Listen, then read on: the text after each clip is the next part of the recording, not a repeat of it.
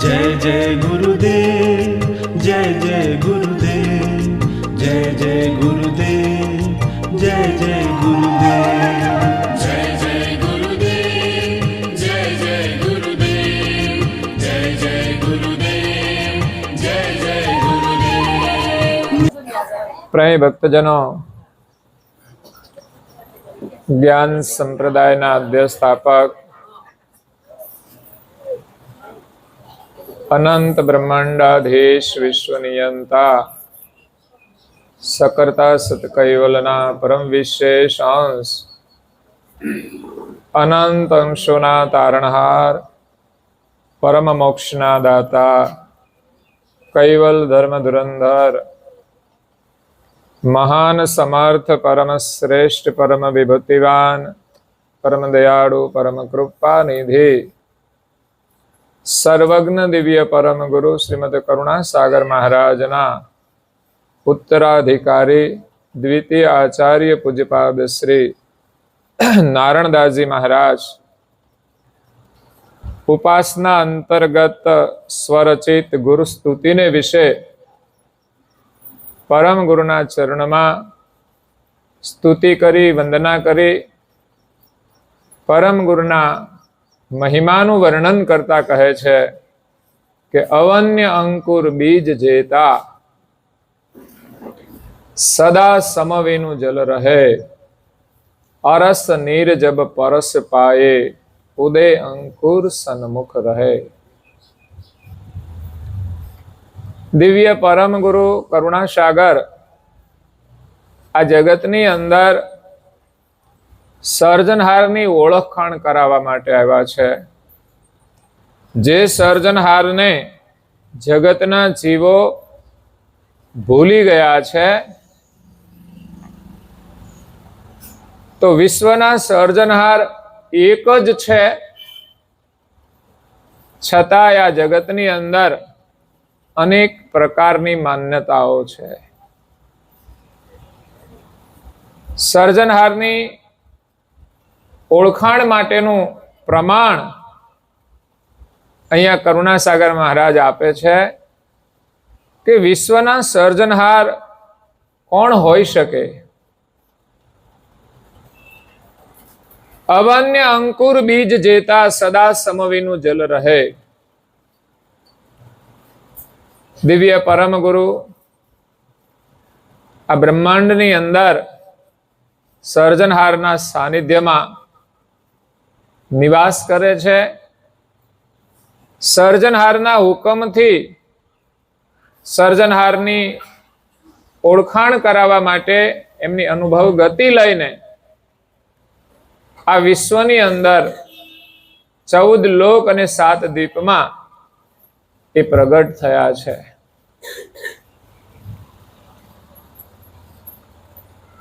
आ जगतनी अंदर तमाम अंशो जगत कर्ताना ज्ञान सिवाय आ 14 लोकनी सृष्टिनी अंदर भ्रमण करे छे। ए पोताना स्वरूपने जाणता नथी के आपणे कोण छीए। धर्म मार्गनी अंदर अनेक मान्यताओ छे के आपणे जीव छीए, आपणे शिव छीए, आपणे ब्रह्म छीए। आ भिन्न भिन्न मान्यताओ अने मतो ए दरेक महापुरुषे पोतपोताना अनुभव अनुसार स्थापित कर्या छे, पण वास्तविक तो एक ज मत छे कि विश्वना सर्जनहार एक छे, अनेक नथी। पण जे अनेक मान्यताओ छे, भिन्न भिन्न मत छे, त्या मतभेद छे।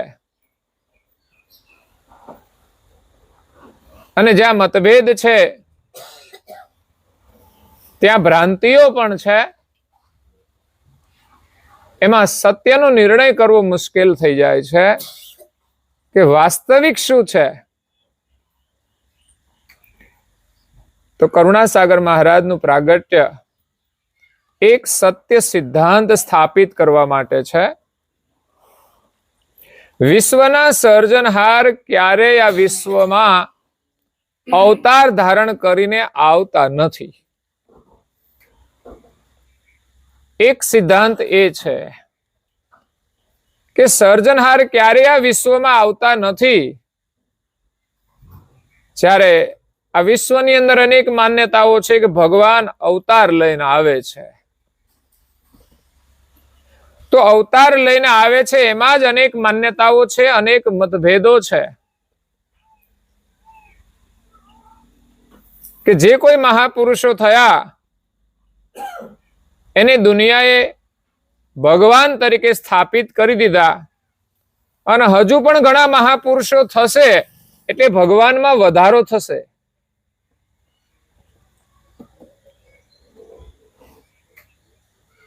એટલે જે કોઈ મહાપુરુષો થયા છે એમણે પોતાનો અનુભવ જગતને આપ્યો છે એ માર્ગે ચાલવા માટે, પરંતુ એમણે સ્વયં એમ નથી કહ્યું કે અમે ભગવાન છીએ. છતાં પણ જગતના અજ્ઞાની જીવો આ જગતમાં થઈ ગયેલા મહાપુરુષોને ભગવાન તરીકે સ્થાપિત કરતા હોય છે. એને ભગવાનનું બીજું રૂપ માનવામાં આવતું હોય છે. કારણ કે જે ભગવાનનું સ્મરણ કરે કે ભગવાનની સાથે એકતા કરે એ ભગવાનનું રૂપ માનવામાં આવે છે. પરંતુ ભગવાન એક જ છે, એની સ્થાપના એક જ હોવી જોઈએ. જ્યારે આ જગતમાં થઈ ગયેલા મહાપુરુષોને આપણે ભગવાન તરીકે સ્થાપિત કરીએ તો અનેક પરંપરાઓ ચાલુ થશે, અનેક માન્યતાઓ પણ થશે, અને મહાપુરુષોના મત પણ જુદા જુદા હોય છે. આ દરેક મહાપુરુષોનો મત એક હોય તો કોઈ મતભેદ ના થાય. એટલે સંપ્રદાયવાદ ચાલે છે, એની અંદર વાદની અંદર વિવાદ થતા હોય છે. બધા ભગવાન એક જ છે એવી માન્યતા હોવા છતાંય કોઈ કોઈનો સ્વીકાર નથી કરતું. અંતરથી માનવા માટે માને ખરા, પરંતુ અંતરથી એકતા થતી નથી. એટલે દિવ્ય પરમ ગુરુ એવો સ્પષ્ટ સિદ્ધાંત લઈને આવ્યા છે કે જેમાં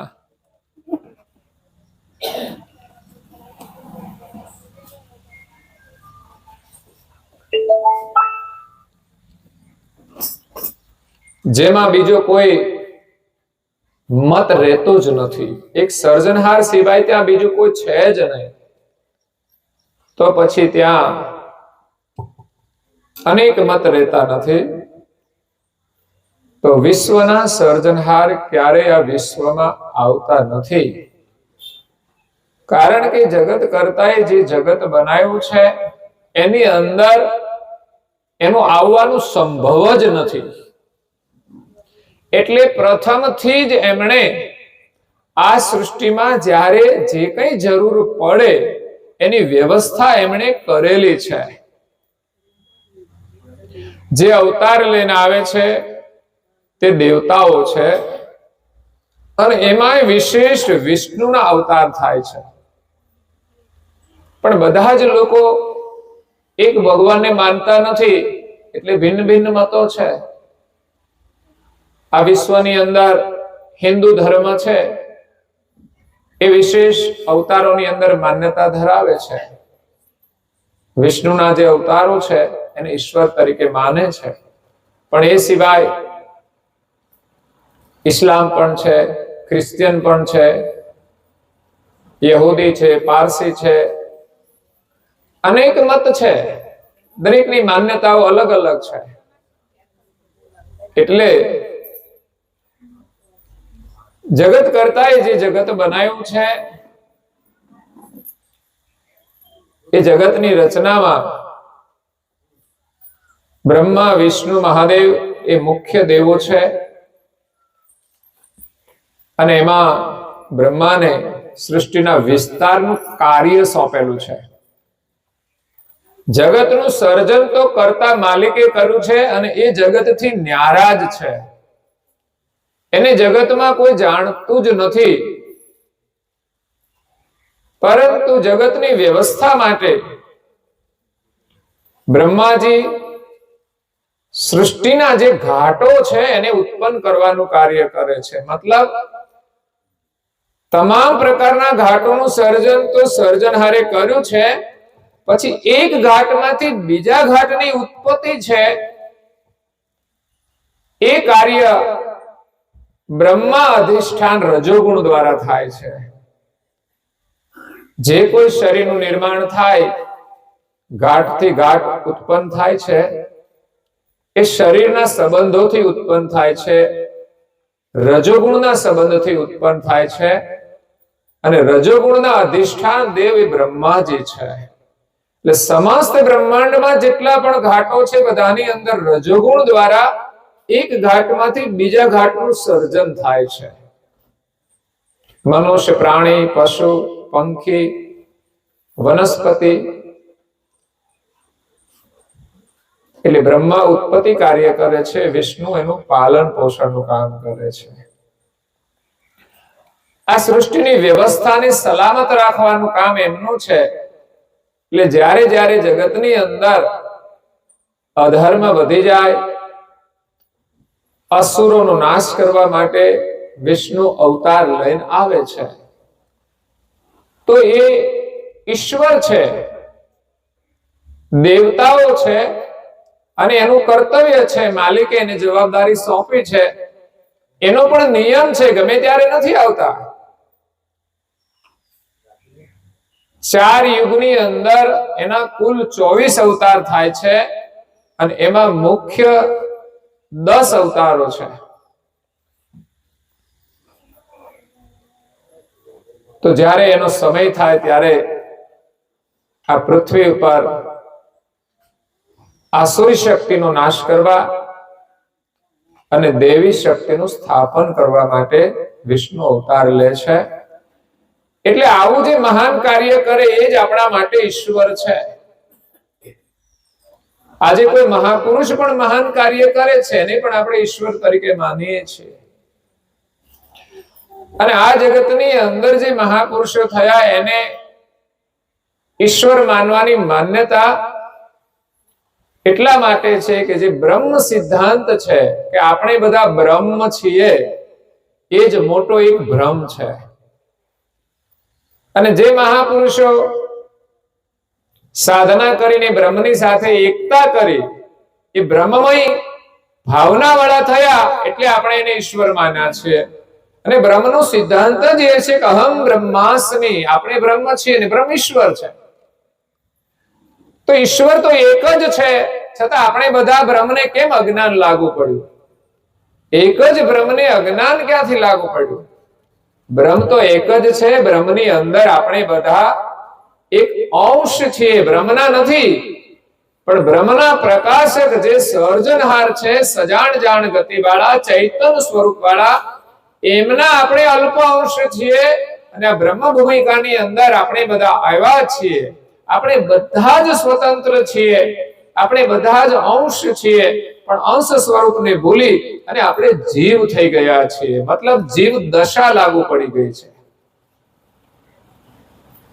એટલે આપણે ક્યારે પરમેશ્વર કે સર્જનહાર તો બની જ ના શકીએ. એ સર્જનહારમાં ચોક્કસ ભળી જવાના. જ્યારે આ સૃષ્ટિનો અંત આવશે ત્યારે આપણને કઈ ખબર રહેવાની નથી કે આપણે ક્યાં છીએ. આપણે એની સાથે ભળી જઈએ પછી આપણું અસ્તિત્વ રહેતું નથી. અહમ કરતા કહેવાનું, કરતા એક જ છે. આ જગત રહેશે ત્યાં સુધી આપણે એમના અંશ સ્વરૂપે જ વિચરણ કરીશું. અને આ બ્રહ્મ ભૂમિકાની અંદર કરતા માલિકે જે જગત બનાવ્યું છે એનો આપણે આનંદ લઈએ છીએ. અત્યારે આપણે પોતાને ભૂલી આ શરીરમાં રહીને શરીર જેવા થઈ ગયા. એટલે આપણે માનીએ છીએ કે હું શરીર છું. એટલે શરીર સુખને જ સત્ય માન્યું છે. આપણે નથી પોતાને જાણતા કે નથી માલિકને જાણતા. ધર્મ માર્ગની અંદર લોકો જે કોઈ દેવોની પૂજા કરે છે એ આ સંસારની અંદર સુખી થવા માટે આવશ્યક છે, કારણ કે ધર્મના સંસ્કાર હશે તો જ આપણે સુખી થવાના છીએ. અને દેવોની તમામ ઉપાસના આપણને ધર્મનો માર્ગ બતાવે છે કે પરિવાર સાથે આપણે કેવી રીતે રહેવું જોઈએ, વ્યવસાય આપણે કેવી રીતે કરવો જોઈએ, નીતિથી આપણે કરીશું તો જ સુખી થઈશું. તો એ ધર્મનું જ્ઞાન આપણને આ દરેક પરંપરામાંથી મળે છે. એટલે સંસારના સુખ માટે આ બધા જ ધર્મ કે બધી ઉપાસનાઓ આપણને ઉપયોગી છે, એ કોઈ નિરર્થક નથી. પરંતુ વિશ્વના સર્જનહાર કોણ છે એનું જ્ઞાન કે સ્થાપન કોઈ પરંપરામાં નથી. જે સ્થાપનાઓ કરી છે પોતપોતાના મતની સ્થાપનાઓ છે, એમાં એક મત નથી, માટે એ સત્ય નથી. સર્જનહાર એક છે પણ મત અનેક છે. એમાં કયો મત સાચો છે એનો આપણે નિર્ણય કરવો પડશે.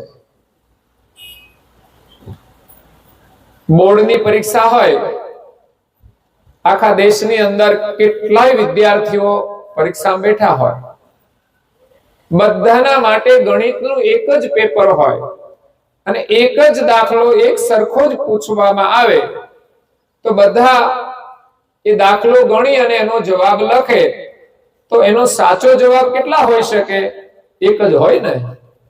સાચો જવાબ તો એક જ હોય, પણ એ સિવાય બોર્ડની અંદર એ દાખલાનો જવાબ લખનારા બધાનો જવાબ જુદો જુદો હોઈ શકે. કારણ કે જેને ગણતા ન આવડે, જેને ભૂલો પડે, એ બધાના જુદા જુદા આવશે. ખોટા જવાબ એક ના હોય, અનેક હોય. સાચો જવાબ એક જ હોય. તો જેનો એક જ જવાબ એક જ સરખો હશે, બધાના દાખલા સાચા હશે, પણ અલગ અલગ હશે તે એ ખોટામાંથી એકનો સાચો મનાય ખરો? એ નજીકમાં હોય ને તો પણ એ ખોટો જ ગણાય. એમ આ જગતની અંદર અનેક માન્યતાઓ છે. એમાં જે સર્જનહારની સ્થાપના છે એ સિદ્ધાંત પક્ષે એની માન્યતા ખોટી હોઈ શકે. ધર્મ ખોટો નથી હોતો, એના વિચારો સાચા હોય છે, પરંતુ સર્જનહાર પ્રત્યેની જે માન્યતા છે એમાં કંઈક એની ભૂલ પડી હોય છે. એમાં કંઈક સુધારો કરે, ફરી અભ્યાસ કરે તો એને સત્ય જવાબ એમાંથી મળશે. એટલે કરુણાસાગર મહારાજ આ ભૂલાયેલા અંશોને પોતાનું સ્વરૂપ ઓળખાવવા માટે આવ્યા છે. આ વિશ્વની અંદર સર્જનહારે 3 પ્રકારના અંશોનું સર્જન કર્યું છે. સર્જનહાર એક જ છે, અંશી, અને એમણે 3 પ્રકારના અંશોનું સર્જન કર્યું. એમાં સામાન્ય અંશ, વિશેષ અંશ અને પરમ વિશેષ અંશ. પરમ વિશેષ અંશ એ સૌથી મોટા છે, વિશેષ ગતિવાળા છે. એ માત્ર 2 જ અંશ છે. પછી વિશેષ ગતિના, પરમ વિશેષ પછી વિશેષ ગતિના આવે, એનાથી સેકન્ડ કેટેગરીના, અને એ છે બ્રહ્માંડના દેવતાઓ. એ વિશેષ ગતિવાળા છે એટલા માટે જ આ બ્રહ્માંડનું એ સંચાલન કરી રહ્યા છે. અને ત્રીજા પ્રકારના સામાન્ય અંશો અસંખ્ય છે, જેની કોઈ ગણતરી જ ના થઈ શકે એટલા અંશોનું સર્જન કરતા માલિકે કર્યું છે. કદાચ આપણે માણસની ગણતરી કરે ને તો વસ્તી ગણતરીમાં માણસોની સંખ્યા ગણી શકાય, પણ એમાંય કદાચ ભૂલો રહેતી હશે, પણ છતાંય માનવામાં આવે કે આ પૃથ્વી ઉપર આટલા માણસો છે, આખી દુનિયાની વસ્તીની ગણતરી થઈ શકે છે. તો મનુષ્ય શરીરમાં જેટલા અંશો છે એની તો ગણતરી થાય, પણ એ સિવાયના જે શરીરો છે 84 લાખ પ્રકારના, એની ગણતરી કરવી મુશ્કેલ છે. પ્રથમ તો 84 લાખની ગણતરી જ વિજ્ઞાન પાસે નહીં હોય. આ બ્રહ્માંડની અંદર અલગ અલગ પ્રકારના પૃથ્વી ઉપર 84 લાખ પ્રકારના શરીરો છે. એમાં 13 લાખ મનુષ્યની જાતિ છે, એક મનુષ્ય નથી. ઘણા લોકો કથામાં કહેતા હોય છે 99 લાખ 83,99,999 ઘાટમાંથી આ જીવ ફરીને આવે પછી એને મનુષ્યનો અવતાર મળે. પણ 13 લાખ મનુષ્યની જાતિ છે, 7 લાખ પશુની જાતિ છે, 10 લાખ કીટ જાતિ છે. તો આ થઈ 30 લાખ. 13 લાખ મનુષ્ય, 7 લાખ પશુ અને 10 લાખ કીટ જાતિ, જે આ બધા ઉડતા હોય છે જીવાણુઓ, કીડી મકોડા બધા એમાં આવી જતા હોય છે. પછી જળ તત્વની અંદર રહેનારા ઘાટો, આજે પૃથ્વી તત્વના છે, પૃથ્વી પર વિચરણ કરે છે. પછી જળની અંદર વિચરણ કરનારા 22 લાખ જળચર જાતિ છે. એમાં 19 લાખ પ્રકારની જળચર જાતિ માત્ર પાણીમાં જ રહે છે, એ પાણીની બહાર જીવી શકતી નથી. માછલાને તમે પાણીની બહાર કાઢો એટલે મરી જાય. તો 19 લાખ જળચર જાતિ એવી છે જે માત્ર જળમાં જ રહે છે. 19 લાખ પ્રકાર છે આ સમુદ્રની અંદર રહેતા જીવોના. એમાં માછલી એ માછલી હોય છે, પણ એના અલગ અલગ પ્રકાર હોય છે. એક જ સરખા કલરની માછલી હોય એક પ્રકાર કહેવાય, બીજા કલરની હોય બીજો પ્રકાર કહેવાય. તો માછલીઓ પણ છે, મગરમચ્છો પણ છે, બીજા અનેક પ્રકારના જીવ પાણીની અંદર રહેતા હોય છે. કદાચ વિજ્ઞાનની ગણતરીમાં એ 19 લાખ નહીં આવ્યા હોય, અને કદાચ એવું હોય કે સમય અનુસાર અમુક ઘાટો આજે હોય એ ભવિષ્યમાં ના પણ હોય. વર્તમાનમાં બધા જ ઘાટો ના હોય, પણ સમય પરિવર્તન થાય ત્યારે આવતા હોય છે. જેમ આજે ડાયનાસોર નામનું જે પ્રાણી હતું આજે પૃથ્વી ઉપર છે, પણ વિજ્ઞાન એમ કહે છે, એના અવશેષોના આધારે કહે છે કે વર્ષો પહેલા ડાયનાસોર નામના પ્રાણીઓ આ પૃથ્વી પર હતા. અને આજે ડાયનાસોર પાર્ક છે ત્યાં રૈયોલીમાં, એના ચિત્રો અને કયા પ્રકારનું પ્રાણી કેવું હતું આખું એક પિક્ચર બનાવીને એ આપણને બતાવે છે. એટલે આ પૃથ્વી બહુ વિશાળ છે. અમુક સમયે હોય, અમુક સમયે ના હોય, ફરી પાછા અમુક સમયે આવી શકે છે. કારણ કે એની ઉત્પત્તિના ક્રમની આપણને કોઈ ખબર નથી કે ક્યારે એ પૃથ્વી ઉપર આવે છે, ક્યારે પૃથ્વી ઉપરથી લય થઈ જાય છે. તો પાણીની અંદર રહેનારા 19 લાખ પ્રકારના જીવજંતુ છે, અને 3 લાખ પ્રકારના જળચર પ્રાણી એવા છે કે જે પાણીમાં રહે છે, પણ પૃથ્વી પર આવી એનો ખોરાક લઈને ફરી પાછા એ પાણીમાં પણ રહી શકે છે. દેડકા પૃથ્વી પર પણ રહે છે અને પાણીમાં પણ રહે છે. કાચબો પૃથ્વી પર પણ રહે છે અને પાણીમાં પણ રહે છે. આવી જાતિ 3 લાખ પ્રકારની છે.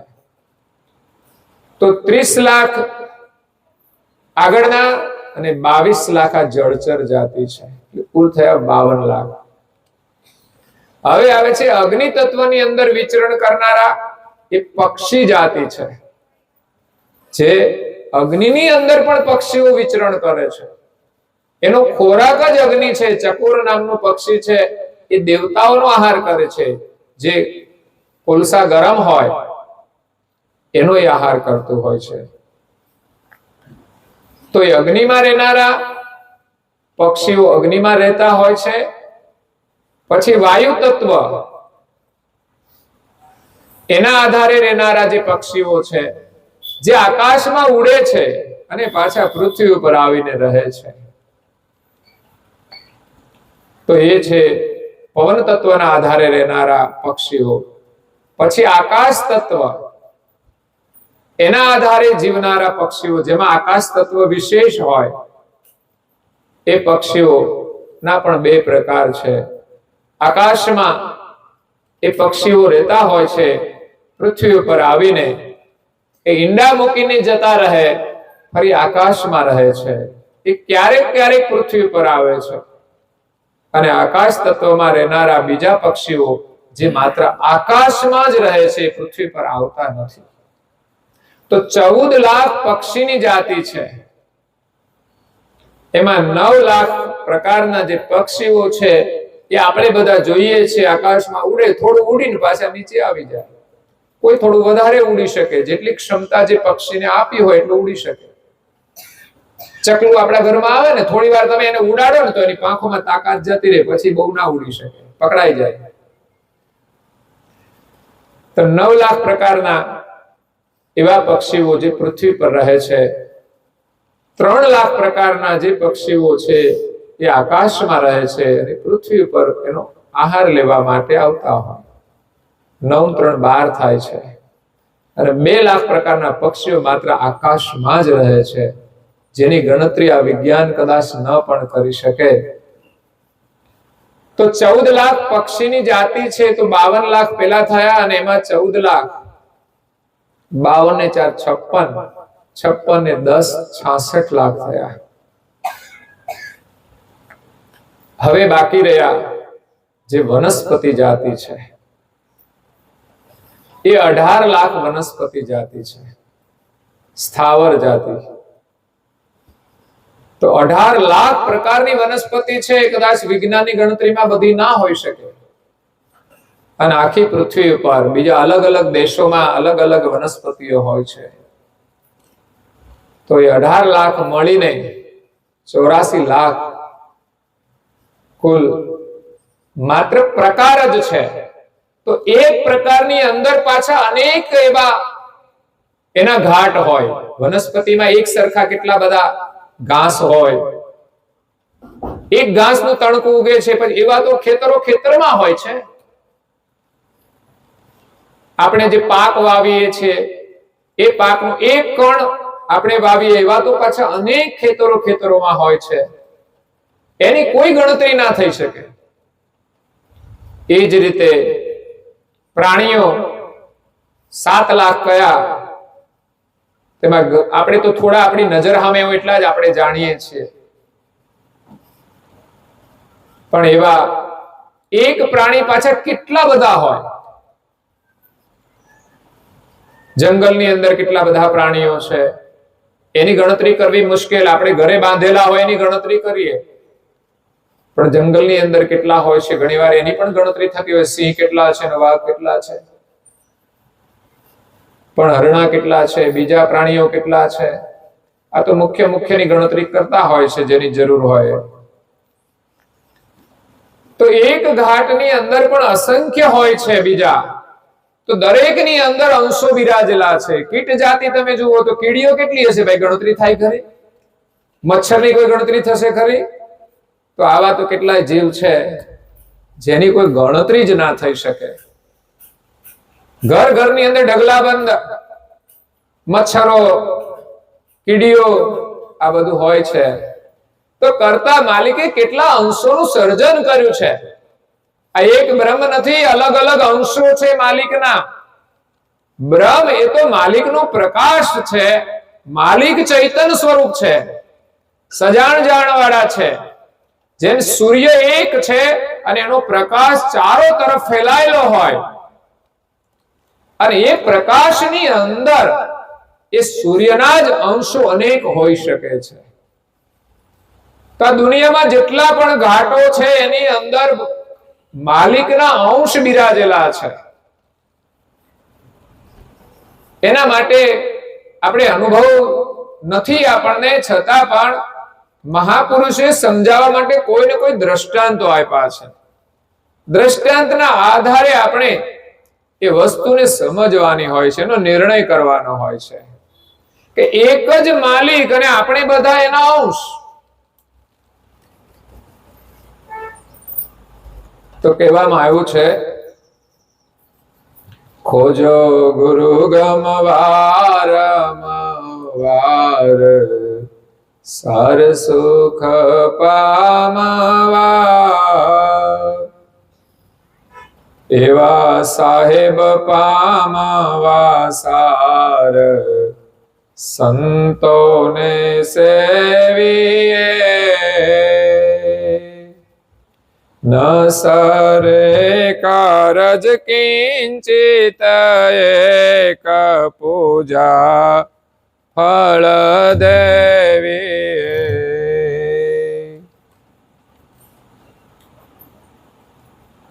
એવા સાહેબ પામવા સાર, સંતોને સેવીએ.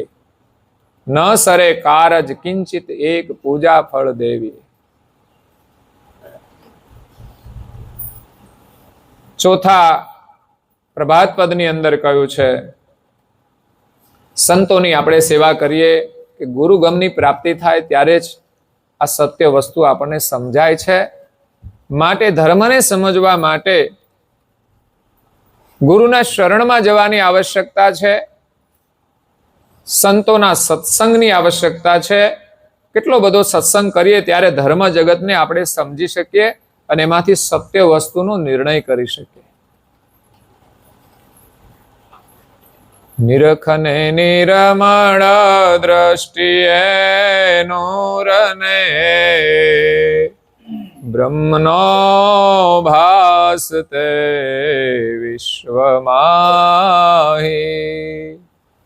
સુરતે નૂરતે કરે ગુરુ ગમયુર ધરે, સાવ નિરંતર એક સાઈ. હે નિરખને નિરમણ દ્રષ્ટિએ નૂરને. નિર્મળ દ્રષ્ટિથી આ જગતની અંદર આપણે માલિકના નૂરને નિહાળવાનું છે. નૂર એટલે પ્રકાશ. એમની જે ચેતના છે એ સમસ્ત બ્રહ્માંડમાં વ્યાપક છે, પણ એ ચેતનાને જ લોકોએ પરમેશ્વર માની લીધા છે. એ ચેતનાનો એ પાર નથી પામી શક્યા. એ ચેતનાને આપણે ઓળખવાની છે. દ્રષ્ટિએ નૂરને બ્રહ્મનો ભાસ તે વિશ્વમાહી. આ બ્રહ્મનો ભાસ આખા વિશ્વની અંદર વ્યાપક રહેલો છે. સુરતે નૃત્ય કરી ગુરુગમ ઉર ધરી. સુરતા નૃતાનો એક તાર કરી આપણે આ જગતની અંદર અંતરદ્રષ્ટિથી અવલોકન કરવું પડશે. ગુરુગમ જે છે એને ઉરમાં ધારણ કરી અને આ જગતનું અવલોકન કરીશું ત્યારે આપણને એક માલિકના દર્શન થશે. સાવ નિરંતર એક સાંઈ, આપણાથી અલગ નહીં રહે. બધી જ જગ્યાએ એમની ચેતના છે, એની સાથે આપણી એકતા થાય તો ગુરુગમ દ્વારા આપણને એક માલિકની ઓળખાણ થશે. સૂર્યના દર્શન સૂર્યના પ્રકાશ દ્વારા થાય છે કે આ કિરણો જ્યાંથી આવે છે એ તરફ આપણે દ્રષ્ટિ કરીએ તો આપણને સૂર્ય દેખાય. પણ સૂર્ય આ દિશામાં હોય ને આપણે ઉલટી દિશામાં જોઈએ તો સૂર્ય દેખાતો નથી. પણ જે તરફથી કિરણો આવે છે એ તરફ આપણે દ્રષ્ટિ કરીએ તો સૂર્યના દર્શન થશે. વાપીને કોપતાડાગની રે ભર્યા, ચંદ્રને સૂરજ તેજતાહી. બહાર કિલાહાર કલોલ ક્રીડા કરે, અચલયા ડોલયા કાસમાહી. હે નિરખને નિરમણ દ્રષ્ટિએ નૂરને. અહીંયા એક દ્રષ્ટાંત આપ્યું છે. વાપીને કૂપ તળાવ નીરે ભર્યા. વાવ, કુવા અને તળાવ એ પાણીથી ભરેલા હોય. ચંદ્ર ને સૂરજ તેજ તાહી. સૂર્ય હોય કે ચંદ્ર હોય, એનો જે પ્રકાશ છે એ બધાની અંદર પડે છે. બહાર કિલાહાર કલોલ ક્રીડા કરે. બહાર સૂર્ય અને ચંદ્ર એ અચલ છે, બિરાજેલા છે, અને એનો પ્રકાશ એ આ પૃથ્વી પર પડે છે. એટલું જ નહીં, વાવ, કુવા અને તળાવની અંદર આકાશમાં રહેલા સૂર્ય અને ચંદ્રના પ્રતિબિંબ દેખાય છે. દિવસે સૂર્યનું પ્રતિબિંબ દેખાય, રાત્રે સૂર્ય ઉદય ચંદ્રોદય થાય ત્યારે ચંદ્રનું પ્રતિબિંબ અંદર દેખાય છે. તો ક્યારે દેખાય છે?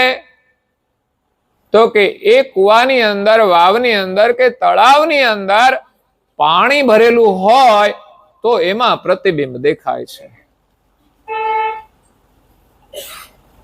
અને સાથે સાથે સૂર્ય અને ચંદ્રનો પ્રકાશ પણ હોય છે. એવી જ રીતે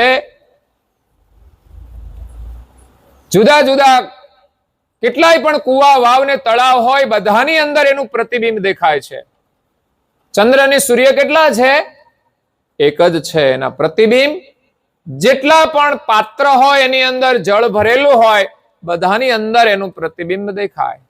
આપણા ઘરની અંદર પણ જેટલા વાસણો હોય એને ફળિયામાં મૂકી દઈએ પાણી ભરીને, તો બધાની અંદર એ સૂર્યનું કે ચંદ્રનું પ્રતિબિંબ દેખાશે. તો નાના અને મોટા જેટલા પણ પાત્રો છે, દરેકની અંદર એ પ્રતિબિંબ દેખાય છે.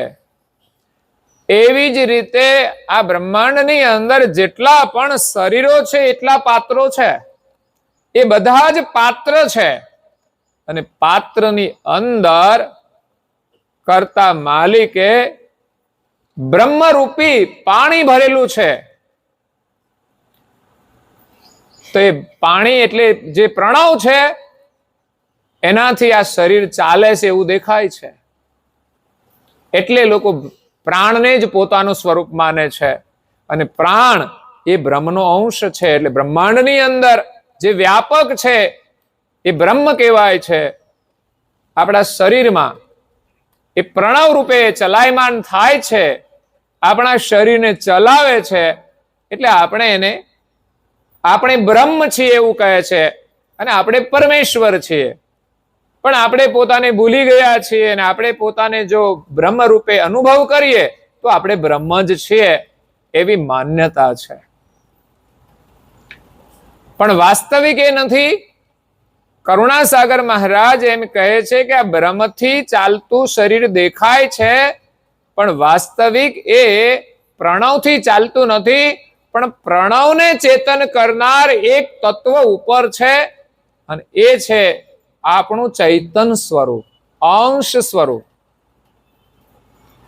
પાત્રની અંદર પાણી ભરેલું છે, અને એની અંદર જે સૂર્ય અને ચંદ્રનું પ્રતિબિંબ પડે છે, એમાં જેટલા પણ દુનિયાના ઘાટો છે, 84 લાખ પ્રકારના જીવ જંતુ તમામ, બધાની અંદર આ બ્રહ્મરૂપી જળ ભરેલું છે.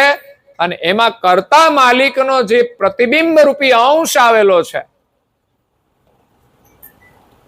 એ બ્રહ્મ ભૂમિકાની અંદર આ શરીરમાં રહેલો છે. અને આ શરીરમાં આવીને એ પ્રાણને ચેતન કરે છે.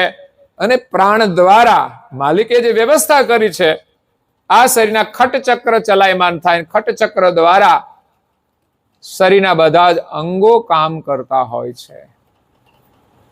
એટલે આ શરીરમાં ઓહંગ અને સોહંગ બે પ્રાણ છે. એ પ્રાણને ચેતન કરનાર આપણું સ્વરૂપ એનાથી પર રહેલું છે, એને સ્પર્શીને રહેલું છે. પણ કોઈ બ્રહ્મલક્ષથી ઉપર જઈને આપણે આ શરીરને ચલાવનાર ચૈતન અંશ છીએ એ અનુભવ કરી શકતા નથી. કારણ કે ગુરુનો જો લક્ષ્ય હોય કે આપણે આ રીતે અલગ છીએ અને એ દ્રષ્ટિએ જુએ ત્યારે જ અનુભવ થાય છે, નહીં તો એ બ્રહ્મના અનુભવમાં જ આ જગતમાં વિચરણ કરે છે. એ પોતાના સ્વરૂપે થઈ શકતા નથી કે હું કરતા માલિકનો અંશ છું, બ્રહ્મનો અંશ નથી. એટલે આપણે પોતાના સ્વરૂપનો અનુભવ કરવો હોય તો સમર્થ પરમ ગુરુનો લક્ષ્ય અને એની લક્ષણા હોય તો જ કરી શકીએ છીએ, નહીં તો બ્રહ્મ ભાવની અંદર પરમ દશાનો આનંદ લઈ શકીએ. જે મહાપુરુષો બ્રહ્મવેતા થયા, બ્રહ્મ જ્ઞાની થયા, બ્રહ્મદર્શી થયા, એ પરમ જ્ઞાની થયા, પરમ અનુભવી થયા, પણ છતાંય પોતાને જાણતા નથી. પોતાને તો એમ જ માને હું બ્રહ્મ છું. તો પોતાને બ્રહ્મ માની લે એટલે પોતે કરતા, પોતાને માને હું બ્રહ્મ છું, હું કરતા છું. તો પછી આપણા જે કરતા છે એને તો પામી શકવાના નથી. અને પોતે એમ માને કે હું બ્રહ્મ છું તો પોતાને ખબર પડવી જોઈએ કે આ જગત મેં ઉત્પન્ન કર્યું છે અને કેવી રીતે ઉત્પન્ન કર્યું છે. પણ એ કોઈ બ્રહ્મ જ્ઞાની એનો અનુભવ નહીં કહી શકે કે આ જગત કેવી રીતે ઉત્પન્ન થયું છે. એ તો આગળ સૃષ્ટિની આદ્યમાં બ્રહ્માજીએ 5 વેદનું ઉચ્ચારણ કર્યું, 5મો વેદ લોપ થયો અને 4 વેદ રહ્યા. એ 4 વેદની અંદર જે વિસ્તાર છે સૃષ્ટિની રચનાનો, એનું વર્ણન છે. પણ મૂળ સર્જન કોણે કર્યું છે એનું જ્ઞાન તો 5મા વેદમાં છે, અને એ વેદ લોપ થઈ ગયો છે. એટલે જગતના જીવો એને જાણતા નથી, કે જગતના દેવતાઓ પણ નથી જાણતા. સ્વયં દેવતાઓ પણ પોતાના સ્વરૂપને ભૂલી ગયા છે કે આપણે કોના અંશ છીએ. એ વિશેષ ગતિના છે, ઈશ્વર રૂપ છે, એનું સામર્થ્ય વિશેષ છે. એટલે દુનિયામાં એનું કાર્ય તો એ કરે જ છે, અને સામાન્ય અંશો એને ઈશ્વર માને છે. કારણ કે મૂળ માલિકને તો બધા જ ભૂલી ગયા છે. એટલે સર્જનહારે 3 પ્રકારના અંશોનું જે સર્જન કર્યું છે એમાં સામાન્ય જીવ આ 84 ચક્રની અંદર જન્મ મરણના દુઃખમાં દુઃખી થાય છે. વિશેષ ગતિના બ્રહ્માંડના દેવતાઓ છે એ આ સામાન્ય જીવોનું સંચાલન કરે છે. અને એનાથી ઉપર જે પરમ વિશેષ અંશ નિરંજન પુરુષ છે એ બધા જ દેવતાઓના સ્વામી છે. અને આ સૃષ્ટિની અંદર જ્યાં જરૂર પડે ત્યાં એ દેવોને પણ પ્રેરણા કરે છે. દેવો પણ જ્યારે જ્યારે મુશ્કેલી આવે ત્યારે એનાથી ઉપર રહેલા નિરંજન પુરુષનું ધ્યાન કરે ત્યારે નિરંજન પુરુષ આકાશવાણી કરી અને એની માર્ગદર્શન આપે છે. નિરંજન પુરુષ સ્વયં આ સૃષ્ટિનો વિસ્તાર શરૂ કરી અને માલિકની ખોજમાં જતા રહ્યા કે આ મને અને આ જગતને ઉત્પન્ન કરનાર કરતા કોણ છે. તો પરમ વિશેષ અંશ નિરંજન પુરુષ હતા, અને બીજા પરમ વિશેષ અંશ પરમ ગુરુ કરુણાસાગર જ્યાં વિશ્વમાં અવતાર લઈને આવ્યા છે, જે માલિકે સૃષ્ટિની આદ્યથી જ ઉત્પન્ન કરી પોતાના સાનિધ્યમાં રાખ્યા છે. એને ખબર છે કે મેં જગત કેવા પ્રકારનું બનાવ્યું છે, અને આ જગતના જીવો મને ભૂલી જશે ત્યારે એની ઓળખાણ કરવા માટે મારા સાનિધ્યમાં જે પરમ વિશેષ અંશ છે એ જગતમાં અવતાર લઈને એ મારી ઓળખાણ આપશે, મારું જ્ઞાન આપશે, મારો અનુભવ આપશે. એ પરમ વિશેષ અંશ પરમ ગુરુ કરુણાસાગર, એમની ગતિ દિવ્ય છે. વિશ્વના સર્જનહાર ક્યારે અવતાર લેતા નથી, એટલે જ એમણે સૃષ્ટિની આદ્યથી જ પરમ વિશેષ અંશને પોતાના સાનિધ્યમાં રાખ્યા છે, જે માલિકની સંપૂર્ણ ગતિ લઈને આવે છે, જે કરતા સમાન છે. કારણ કે જે માલિકનો અનુભવ કરાવે એ ગુરુ આપણા માટે માલિક સમાન હોય છે, હરિ સમાન હોય છે. છતાં હરિ તે હરિ છે અને ગુરુ તે ગુરુ છે.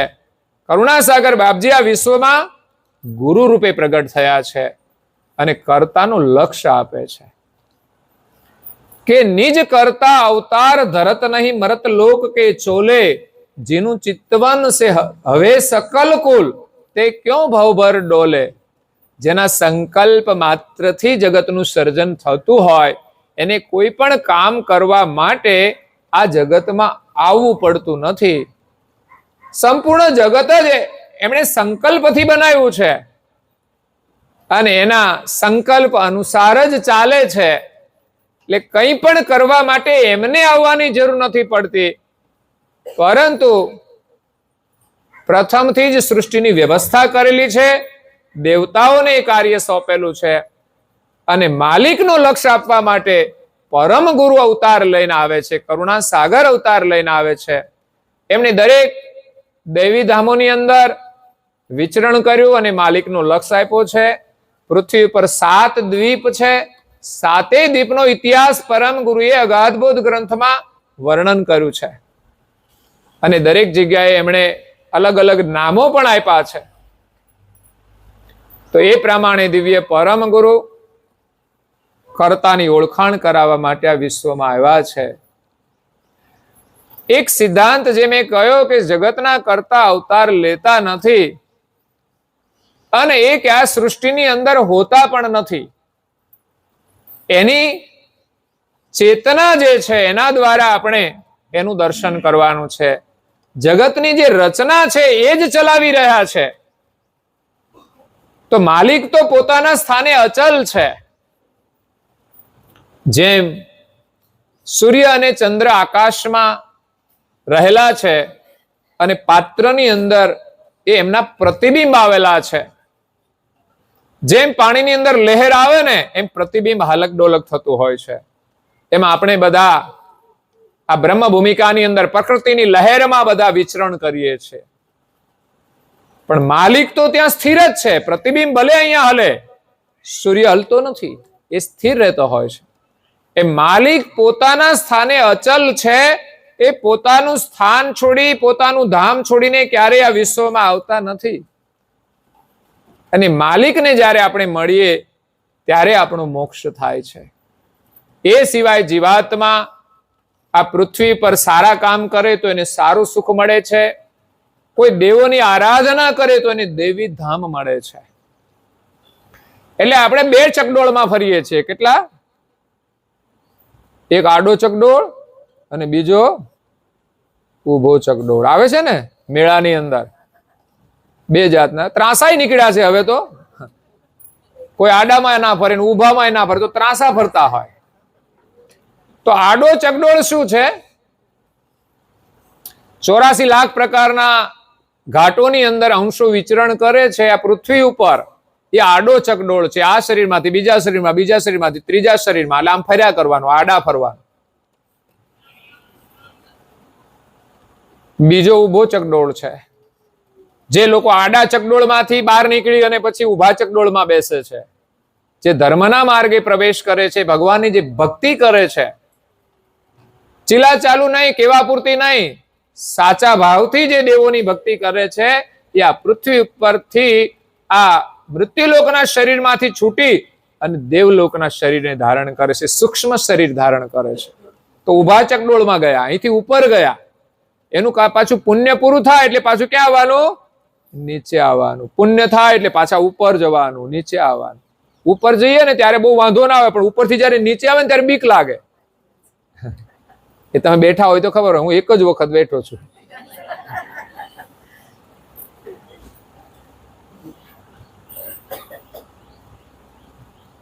તો સ્વાભાવિક છે કે દેવલોકમાંથી નીચે ઉતરવાનું થાય, 84 માં આવવાનું થાય તો બીક લાગે છે. પણ ફરી પાછા જે ભક્તિ કરી હોય ને એ પૃથ્વી પર આવીને ફરી પાછા ભક્તિ કરીને દેવલોકને પામે. એટલે એ હંમેશા ઊભા ચકડોળમાં ફરતા હોય છે. પણ જ્યારે પરમ ગુરુ જેવા કોઈ સમર્થ ગુરુ મળી જાય ને, એને ઓળખાણ થઈ જાય છે એમની, અને એમનું શરણ ગ્રહણ કરી, એમનું લક્ષ્ય લઈ અને કર્તાનું ભજન કરીને પછી આ ચકડોળમાંથી પણ એ નીકળી જાય છે. પણ પછી ત્રાસા ચકડોળમાં રહેવા વાળા છે ને, થોડા સંસારમાં રહેતા હોય અને થોડા ભક્તિમાં રહેતા હોય, એટલે એ ક્રોસમાં ફરતા હોય. એટલે એને 84 માં ઓછું ફરવું પડે, પણ મનુષ્ય શરીર વારંવાર એને મળે છે. બહુ 84 માં ના જવું પડે, એટલે ક્રોસમાં ફરતા હોય છે થોડા. તો અહીંયા દિવ્ય પરમ ગુરુ કહે છે કે વિશ્વના સર્જનહાર આ સૃષ્ટિમાં આવતા નથી. એ દેહધારી પણ નથી. લોકો કે એમને ભગવાનના દર્શન થયા. ક્યાં? તો સપનામાં. તો એ કેવા હોય? આકૃતિ વાળા જ હોય ને. અને આપણા ભગવાનના તો બધા ફોટાય હોય છે ને. પણ વાસ્તવિક સર્જનહારનો કોઈ ફોટો, એ કોઈ આકાર વાળાય નથી અને નિરાકાર પણ નથી. લોકો એમ માને ભગવાન નિરાકાર છે એટલે બ્રહ્મને પરમેશ્વર માને છે, એ નિરાકારને માને છે. પણ કરુણાસાગર મહારાજનો સિદ્ધાંત સર્જનહાર સાકાર નથી કે બ્રહ્મ જેવા નિરાકાર નથી, એનું પણ ચૈતન સ્વરૂપ છે, સ્થૂલ સ્વરૂપ નથી. સ્થૂલ સ્વરૂપ નથી, તત્વોનું સ્વરૂપ નથી. પૃથ્વી વાળું નથી, જળ વાળું નથી, અગ્નિ વાળું નથી, વાયુ જેવું નથી. વાયુ આકાર વાળો નથી પણ વાયુ જેવું એનું સ્વરૂપ નથી. અને આકાશ એ પણ આકાર વાળું નથી, છતાંય આકાશ તત્વના જેવું એનું સ્વરૂપ નથી. એ તત્વ છે. એમાં શબ્દ ગ્રહણ કરે છે, શબ્દ રમણ કરે છે. જ્યારે માલિક તો આ બધા તત્વોથી પર છે. નિરાકાર બ્રહ્મથી પણ પર, એના કારણ રૂપ છે. એ ચૈતન સ્વરૂપ છે. એને આપણે ઓળખવાનું છે. અને આપણે એના અંશ છીએ, બ્રહ્મના અંશ નથી. બ્રહ્મ છે, જડ છે. આપણે ચૈતન સ્વરૂપ છે, જાણવાળા છે. બ્રહ્મની અંદર જાણપણું નથી. બ્રહ્મ સ્વયં જડ છે, પ્રકાશ જડ છે. પણ એ ચેતન ક્યારે થયો? કે જ્યારે માલિકની ચેતના એમાં આવી. જે પ્રકાશ તો હતો જ, પણ માલિકે જ્યારે આ જગતનું સર્જન કરવા માટે એની દ્રષ્ટિ બ્રહ્મમાં સંમિલિત કરી, ત્યારે બ્રહ્મ ચેતન થયું છે. અને બ્રહ્મા કરતા માલિકની જાણ રહેલી છે, વ્યાપક. એટલે આ જગતની રચનામાં એનાથી કોઈ વસ્તુ અજાણ નથી. અને જે કંઈ બધું થાય છે ને કર્મ આધીન થાય છે. એટલે માલિકે જે વ્યવસ્થા કરી છે, કર્મનો કાયદો, એટલે કર્મ પ્રમાણે એનું ફળ એને મળી જ જાય છે. એના માટે કોઈને આવવાની જરૂર પડતી નથી. એટલે આ જગતની જે રચના છે એની અંદર એના માલિક હોઈ શકે નહીં. કારણ કે માલિક એક જગ્યાએ છે, ચારે તરફ એનો પ્રકાશ છે. એ પ્રકાશની અંદર સૃષ્ટિ રહેલી છે. હવે એ ત્યાંથી ક્યાંય પણ ખસે તો પ્રકાશ પણ એનો ખસે. તો સૃષ્ટિ તો એના પ્રકાશમાં જ રહેવાની છે. માલિક પોતાનું સ્થાન છોડીને પોતાના પ્રકાશની અંદર જઈ શકતા નથી. કારણ કે એના દ્વારા તો પ્રકાશ હોય છે. જ્યાં જાય ત્યાં પ્રકાશ ખસી જવાનો છે. અને સૃષ્ટિ પણ ખસી જવાની છે. એટલે માલિક પોતાનું સ્થાન છોડીને ક્યાંય જતા નથી. બીજા એક દ્રષ્ટાંતો પરમ ગુરુએ આપ્યા છે કે કોઈ પણ કૃતિનો બનાવનાર કર્તા એ એની કૃતિમાં હોતો નથી. કોઈ પણ કૃતિ કોઈ પણ બનાવે, એનો બનાવનારો એની અંદર નથી હોતો, એની કલા હોય છે. આ જગતની અંદર માલિકની કલાના દર્શન થાય, અને કલા જોઈને આપણે માલિકને ઓળખવાના છે કે આનો કલાકાર કેવો હશે. પેલા જાદુગરનો ખેલ આપણે જોઈએ છીએ, પૂતળીવાળાનો ખેલ, રાજસ્થાની પૂતળીવાળાનો ખેલ. હવે તો અહીંયા આવતા નથી, પણ ત્યાંને મ્યુઝિયમની અંદર બતાવવામાં આવે છે. આપણે જોવા જઈએ ને તો એમાં અનેક પ્રકારના રાજા હોય, રાણીઓ હોય, નાચગાન કરતા હોય, આ બધું દેખાય. પણ એને જે નચાવતો હોય ને એ ત્યાં ના હોય, એ પડદાની પાછળ બેઠો હોય છે. એ પોતે નચાવતો હોય છે. આપણે બહુ આનંદ થાય કે એની પાસે બહુ અદ્ભુત કલા છે. તો એ અલગ અલગ જે પૂતળા હોય, એક સાથે 4-5 નાચતા હોય, આપણને જોવાનો પણ આનંદ આવે. એની સાથે સંગીત વાગતું હોય. તો એ બધા કેમ નાચે છે? બધાની દોરી એક હોય, જે પાતળી વાયર જેવી, જે આપણને દેખાય નહીં. અહીં બધા જ બેઠા છે, બધા શ્વાસ લે છે. કોઈ દેખાય છે કોઈને? એ શ્વાસ રૂપી દોરી કોઈને દેખાતી નથી, પણ બધા હલે છે, બધું જોયા કરે છે, ઊભા થશે, બેસશે, બધી જ ક્રિયાઓ થાય છે. પણ એનો ચલાવનારો છે ને એની બધાની વચ્ચે નથી હોતો. એની વચ્ચે હોય ને તો એકે પૂતળા નાચે નહીં. એ પડદા પાછળ રહીને એ બધાને ક્રિયા કરાવે છે એની ઈચ્છા અનુસાર. અહીંયા તો બધા આપણે કર્મ અનુસાર બધા ખેલ કરીએ છીએ, પણ એનાથી અલગ થઈને આપણે કશું ના કરી શકીએ. એ પૂતળા એનાથી અલગ થઈને નાચી શકતા નથી. આપણને સ્વતંત્રતા આપી છે એટલે કર્મ કરવામાં સ્વતંત્ર છીએ, પણ ફળ ભોગવવામાં આપણી ઈચ્છા પ્રમાણે ચાલી શકીએ ખરા? કર્મનું ફળ ભોગવવું પડે ત્યારે આપણી તો ઈચ્છા નથી કે આપણે કઈ દુખી થઈએ, પણ છતાંય આપણે એ ભોગવવું પડે છે. એટલે માલિકની ઈચ્છા પ્રમાણે આપણે કર્મનું ફળ ભોગવવું પડે છે. હા, કોઈ અંશ સમર્થ ગુરુના શરણમાં જાય અને જીવનમાં સારું કામ કરે, એટલું પવિત્ર કામ કરે અને સદગુરુની જો એની કૃપા મળે તો કંઈક કર્મમાંથી આપણને મુક્તિ મળી શકે છે. અને જે જ્ઞાની મહાપુરુષો હોય ને, હંમેશા પોતાના કર્મનો સ્વીકાર કરે છે.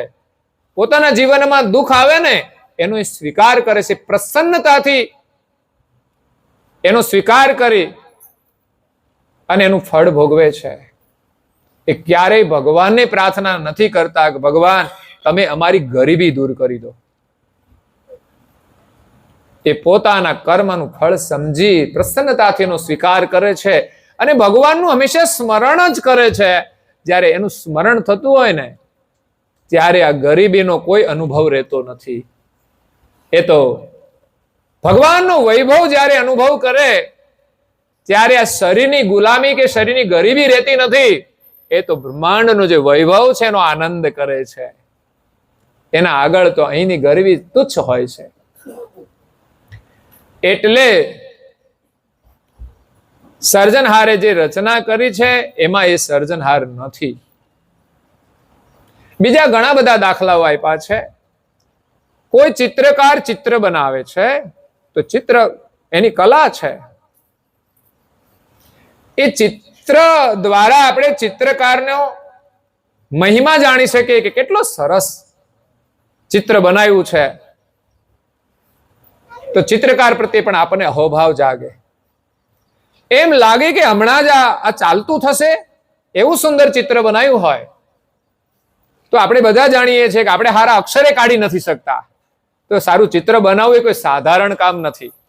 કેટલી તપસ્યા હોય, કેટલી એકાગ્રતા હોય, એની અંદર એ કેટલા લીન થઈ જાય ત્યારે ચિત્ર બને છે.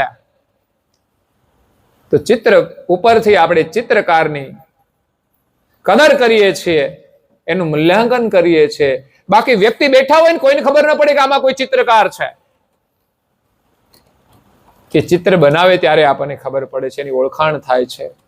એમ આ જગતની રચના કરી છે. એ પ્રત્યેક ઘાટો જે ચાલી રહ્યા છે, દરેક ઘાટની જે વિવિધતાઓ છે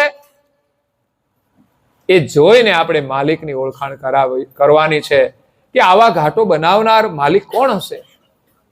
તમે જુઓ તો અલગ અલગ જાતના પક્ષીઓ એને જોઈને આપણે ખુશ થઈએ, એના મધુર અવાજ સાંભળીને આપણે ખુશ થઈ જઈએ. પક્ષીઓને કેટલું સારું બોલતા આવડે છે, એટલું તો માણસને નહીં આવડતું. બોલો, માણસ તો ઝઘડો કરે ત્યારે આપણને આશ્ચર્ય થાય કે ભગવાને આને માણસ બનાવ્યો છે, આને બુદ્ધિ આપી છે, છતાં આ પરિસ્થિતિ.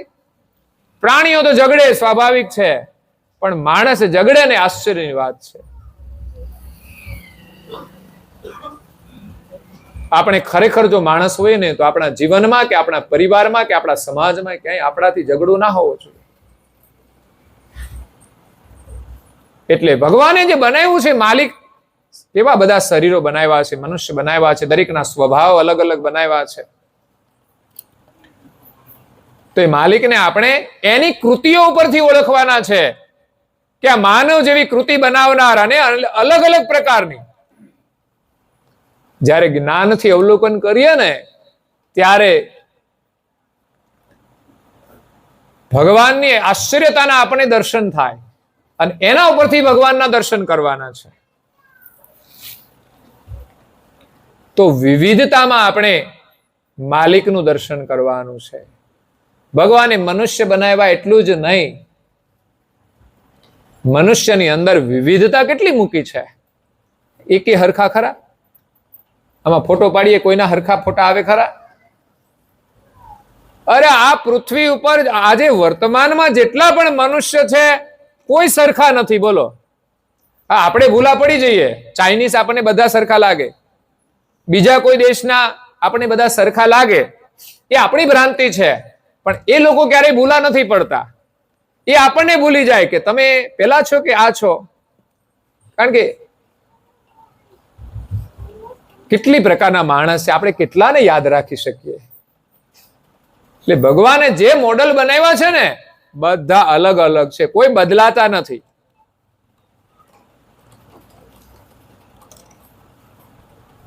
હા, કોઈ માણસ આપણાથી અલગ હોય ક્યારેક જોયા હોય ને, પછી બીજા માણસને આપણે ક્યારેક જોઈએ એના જેવો લાગે, પણ એવો નથી હોતો. એક સાથે જન્મેલા બે બાળક એક સરખા દેખાતા હોય, પણ થોડા મોટા થાય ને, એની માતા તો ઓળખતી જ હોય, આ નાનો આ મોટો, કે આ બે આ છે, આનું નામ આ છે, આનું નામ આ છે. ભલે સરખા દેખાતા હોય, પણ એ સૂક્ષ્મ રીતે દર્શન કરે તો એનામાં જે અલગતા હોય ને દેખાય છે. તો માલિકે આ જગતની અંદર મનુષ્યની વિવિધતા વિચારીએ તો જેટલા પણ શરીર બનાવ્યા છે એમાંથી એક પણ મોડલ સરખું નથી. પછી આપણા બાપ દાદા જે ગયા છે ને એવું મોડેલ અત્યારે પાછું બીજું જોવા મળશે. એક પેઢી નહીં, જ્યારથી જગતની ઉત્પત્તિ થઈ ત્યારની જેટલી પણ પેઢી હશે ને એમાંનું ફરીનું મોડલ ફરી નહીં આવે. અને સૃષ્ટિ ચાલશે ત્યાં સુધી એ મોડલ બીજી વાર નહીં આવે. વિચાર કરો કેટલા મોડલ હશે ભગવાન પાસે. આ છે ભગવાનની વિશેષતા. જગતની ઉત્પત્તિથી માંડીને અંત સુધી એક મોડલ જે આવ્યું છે એનો ચહેરો એ ફરી નહીં આવે. યાદ રાખજો, આ છે માલિકની વિશેષતા. આ ભગવાને જગત બનાવ્યું છે. આજે જ આજનું વિજ્ઞાન પણ આવું સંશોધન કરે છે. તમે વિચાર કરો કે માણસની અંદર કેટલી બધી વિશેષતાઓ છે. એમાં માલિકની વિશેષતા છે એનું સંશોધન વિજ્ઞાને પણ કર્યું છે. આપણે પેલા બહુ ભણેલા લોકો નહોતા ત્યારે સાઈન કરવાની હોય ત્યારે અંગૂઠા લગાવતા હતા. એના ઉપરથી ઓળખાણ થતી હતી કે આ ભાઈનો જ આ અંગૂઠો છે, એની આ છાપ છે. એનું પણ એક સંશોધન હતું કે અંગૂઠાના ચિહ્ન જો તો બધાના સરખા દેખાય, બીજો માર દે તો એ શું ખબર પડે? પણ જો રિસર્ચ કરે ને તો ખબર પડી જાય, પકડાઈ જાય કે આ તમારો નથી. જેનો હોય એનો જ પકડાય. તો આપણી જે ફિંગરપ્રિન્ટ છે આ દુનિયામાં જેટલા માણસો છે બધાની જુદી. આમ તો સામાન્ય લાઈનો જ છે ને, છતાં ભગવાને શું એમાં કલા મૂકી છે કે બધાની ફિંગરપ્રિન્ટ જુદી. આવા ભગવાનને મળવાની ઈચ્છા ખરી? આપણે તો બધા ફિંગરપ્રિન્ટમાં જ અટવાઈ ગયા છીએ, આ દુનિયાની અંદર અટવાઈ ગયા છીએ. પણ આ ફિંગરપ્રિન્ટનો જે બનાવનારો છે ને એનો તો વિચાર જ નથી કરતા કે આપણને બનાવ્યા છે અને આટલી બધી વિવિધતાઓ એમણે બનાવી છે, એનામાં કેટલું સામર્થ્ય. અને એ મળી જાય તો આપણે કોઈ તકલીફ રહે ખરી? કોઈ દરિદ્રતા રહે ખરી? જેમણે આ જગતની સમૃદ્ધિ બનાવી છે એની સામાન્ય વસ્તુઓ પાછળ આપણે દોડીને આપણું જીવન આપણે બરબાદ કરી રહ્યા છીએ. એટલું જ નહીં, એના પાછળ પ્રપંચ કરી રહ્યા છીએ. જે વસ્તુ આપણી પાસે રહેવાની નથી, જે બધું છોડીને જવાનું છે, જેની જરૂરિયાત પણ નથી હોતી, એના પાછળ પ્રપંચ કરવાનું. અને આપણે દુઃખી થઈએ છીએ. એવું પશુ જેવું જીવન જીવીએ છીએ કે આ મનુષ્ય શરીર છોડીને પછી પ્રાણીમાં વિચરણ કરીએ છીએ. આ આપણી દુર્દશા છે. એટલે મહાપુરુષો આપણને મનુષ્ય જીવનમાં જગાડે છે કે ભગવાને તમને આ વિશ્વની અંદર શ્રેષ્ઠમાં શ્રેષ્ઠ કૃતિમાં અવતાર આપ્યો છે, જેના દ્વારા તમે માલિકની ઓળખાણ કરી શકો, એને પ્રાપ્ત કરી શકો. એવું સામર્થ્ય જેટલા પણ મનુષ્ય છે બધામાં છે. એવું ના માનશો કોઈ અભણ લોકોમાં નથી હોતું. અભણ લોકોએ પરમેશ્વરને પ્રાપ્ત કર્યા છે. ઘાટ માત્રની અંદર મનુષ્યમાં આ સામર્થ્ય મૂકેલું છે, પણ આપણે એને જગાડવું પડશે. તો સર્જનહારની વિશેષતાઓ ફિંગરપ્રિન્ટમાં છે, એવી આઈ સ્કેનમાં પણ છે. આંખોની અંદર સ્કેન કરવામાં આવે તો એ ફોટો પણ બધાનો અલગ અલગ હોય છે. ફિંગરપ્રિન્ટ કે આઈ સ્કેન એ પણ આ જગતમાં જેટલા માણસો થઈ ગયા ને એની ફિંગરપ્રિન્ટો જુદી પાછી ગણવાની, એને જેવી પાછી બીજી નહીં આવે. અને વિશ્વમાં જ્યાં સુધી જગત ચાલશે ત્યાં સુધી જેટલા મનુષ્ય થશે એ બધાની ફિંગરપ્રિન્ટ અને આઈ સ્કેન જુદા જ હશે. આટલી વિશેષતા માલિકે આ બધાની અંદર મૂકી છે, જેનું સંશોધન આજે વિજ્ઞાને કર્યું છે. અને આજે હમણાંનું જે સંશોધન પાછું નવું કાઢ્યું વિજ્ઞાને, તમે જુઓ, સ્કોર કોડ. એકાઉન્ટના ખાતામાં પૈસા ટ્રાન્સફર કરવા માટે આવતો સ્કોર કોડ, એ દેખાય કેવો બધાનો? ડિઝાઇન જોવો તો સરખી જ દેખાય છે ને, કાળા ધાબા જ હોય ડિઝાઇન વાળા, બસ બ્લેક એન્ડ વ્હાઈટ હોય, પણ બધાની જુદી જુદી હોય. વિચાર કરો, આમાંય પણ કલા કેવી મૂકી છે. ચિત્ર પિક્ચર જોવો તો સમાન લાગે, આપણે જુદું કરીએ તો કેટલું જુદું થાય, 5-10 નંગ જુદા થાય, 25 થાય, પણ આટલે તો જેટલા માણસો છે જેટલાના એકાઉન્ટ ખુલે અને હજુ ખોલશે ને બધાના બારકોડ જુદા આવશે. આ પણ એક ભગવાનની લીલા છે. સૃષ્ટિની વ્યવસ્થા ચલાવવા માટે આ બધી વ્યવસ્થા માલિકે બનાવેલી છે અને માણસ એનું સંશોધન કરીને એનો વ્યવહાર કરે છે. આ સમયની માંગ છે આ બારકોડની. આ ફિંગરપ્રિન્ટો હતી પણ સાઇન કરવા માંડ્યા ને પછી એની જરૂર ના પડી હવે, પણ ચાલો એ વસ્તુ તો છે જ, એની જરૂર પાછી જો અત્યારે પાછી નવી ટેકનોલોજીની અંદર એનો પાછો ઉપયોગ થાય છે કે તમે ફિંગરપ્રિન્ટ મૂકો ને આગળ જાઓ, તમારી ઓળખાણ થઈ જાય. ફિંગરપ્રિન્ટ મૂકે તો જ પાછું લોક ખુલે, આવું પણ બધું હોય છે. એટલે માલિકની જે ટેકનોલોજી છે સમય પ્રમાણે આ વિજ્ઞાન પ્રગટ કરે છે. આપણે બધા રોડ ઉપર જઈએ છીએ, ટોલ ટેક્સ આવે છે, ત્યાં પણ એ સિસ્ટમ કામ કરે છે. તમે ઉભા રહ્યો, એના કેમેરાથી એક્સેપ્ટ કરી લે તમારી પાસે જે હોય તે ફાસ્ટેગ, તો તમારું ઓળખાણ થઈ જાય છે કે આ તમારી ગાડી છે. તો કેટલી બધી ભગવાને વ્યવસ્થા કરી છે, માણસ એનું સંશોધન કરીને એનું સંચાલન પણ કરી રહ્યો છે. તો એવા માલિકનો સંદેશ લઈને પરમ ગુરુ આવ્યા છે. અવન્ય અંકુર બીજ જેતા સદા સમવિનું જલ રહે. આ પૃથ્વીની અંદર અનેક પ્રકારના વનસ્પતિના બીજ પડ્યા હોય ઉનાળાની અંદર, પણ જ્યાં સુધી એ બીજને પાણી ન મળે ત્યાં સુધી જમીનમાં જેમ છે તેમના તેમ જ રહે છે. પાણી વગર કોઈ બીજ ઉગી શકતા, પછી શિયાળો હોય, ઉનાળો હોય કે ચોમાસું હોય. પણ ચોમાસું આવે પેલા તો ચોમાસાની જ ખેતી થતી હતી, એક સમય ટેકનોલોજી નહોતી ત્યારે. તો જ્યારે વરસાદ વરસે અને પાણીનો સ્પર્શ થાય એટલે જમીનમાંથી અનેક પ્રકારની વનસ્પતિ ઉગી નીકળે છે. આખી પૃથ્વી જે સૂકી દેખાતી હોય એ લીલીછમ થઈ જાય છે. ઘણા બીજો એવા છે કે જે ઉનાળામાં ઉગતા નથી, એ વરસાદનું પાણી આવે ત્યારે જ ઉગતા હોય છે, ચોમાસામાં જ ઉગતા હોય છે. કહેવાનો મતલબ છે કે પાણીનો સ્પર્શ થાય છે ત્યારે જમીનમાં રહેલા જે બીજ છે એ અંકુરિત થાય છે અને જમીનમાંથી બહાર આવે છે. એ બીજની અંદર કેવું એનું સ્વરૂપ છે, બીજ હોય ત્યારે ખબર ના પડે, પણ બીજ વવાય, એને પાણી મળે, પછી એનો ઉદય થાય અને બહાર નીકળે ત્યારે ખબર પડે કે આ છોડ આવો છે. આપણે જોયો હોય પછી આપણે કહી શકીએ કે આનું બીજ છે, પણ જોયું ના હોય તો આ કેવો છોડ હશે, કોનું બીજ છે એ ખબર ન પડે. પણ એને પાણી મળે, જમીનમાંથી ઉગે અને છોડ થાય ત્યારે ખબર પડે આનું સ્વરૂપ કેવું છે. અને એને ફળ લાગે ત્યારે ખબર પડે કે આને કેવા ફળ લાગે છે, એનો સ્વાદ કેવો છે. તો અહીંયા નારણદાસજી મહારાજ ચોપાઈમાં દ્રષ્ટાંત આપે છે, અવન્ય અંકુર બીજ જેતા સદા સમવિનું જલ રહે. પાણી વિના એ જેમના તેમ જ રહે છે. અરસ નિર્જબ પરસ પાય. અંતરિક્ષમાંથી જ્યારે પાણી આવે છે અને એનો સ્પર્શ થાય છે, ઉદય અંકુર સન્મુખ રહે, એ અંકુર ઉદય થાય છે. એ જમીનમાંથી ઉગે છે એટલે કઈ તરફ ગતિ કરે છે? આકાશ તરફ. કઈ તરફ? આકાશ તરફ.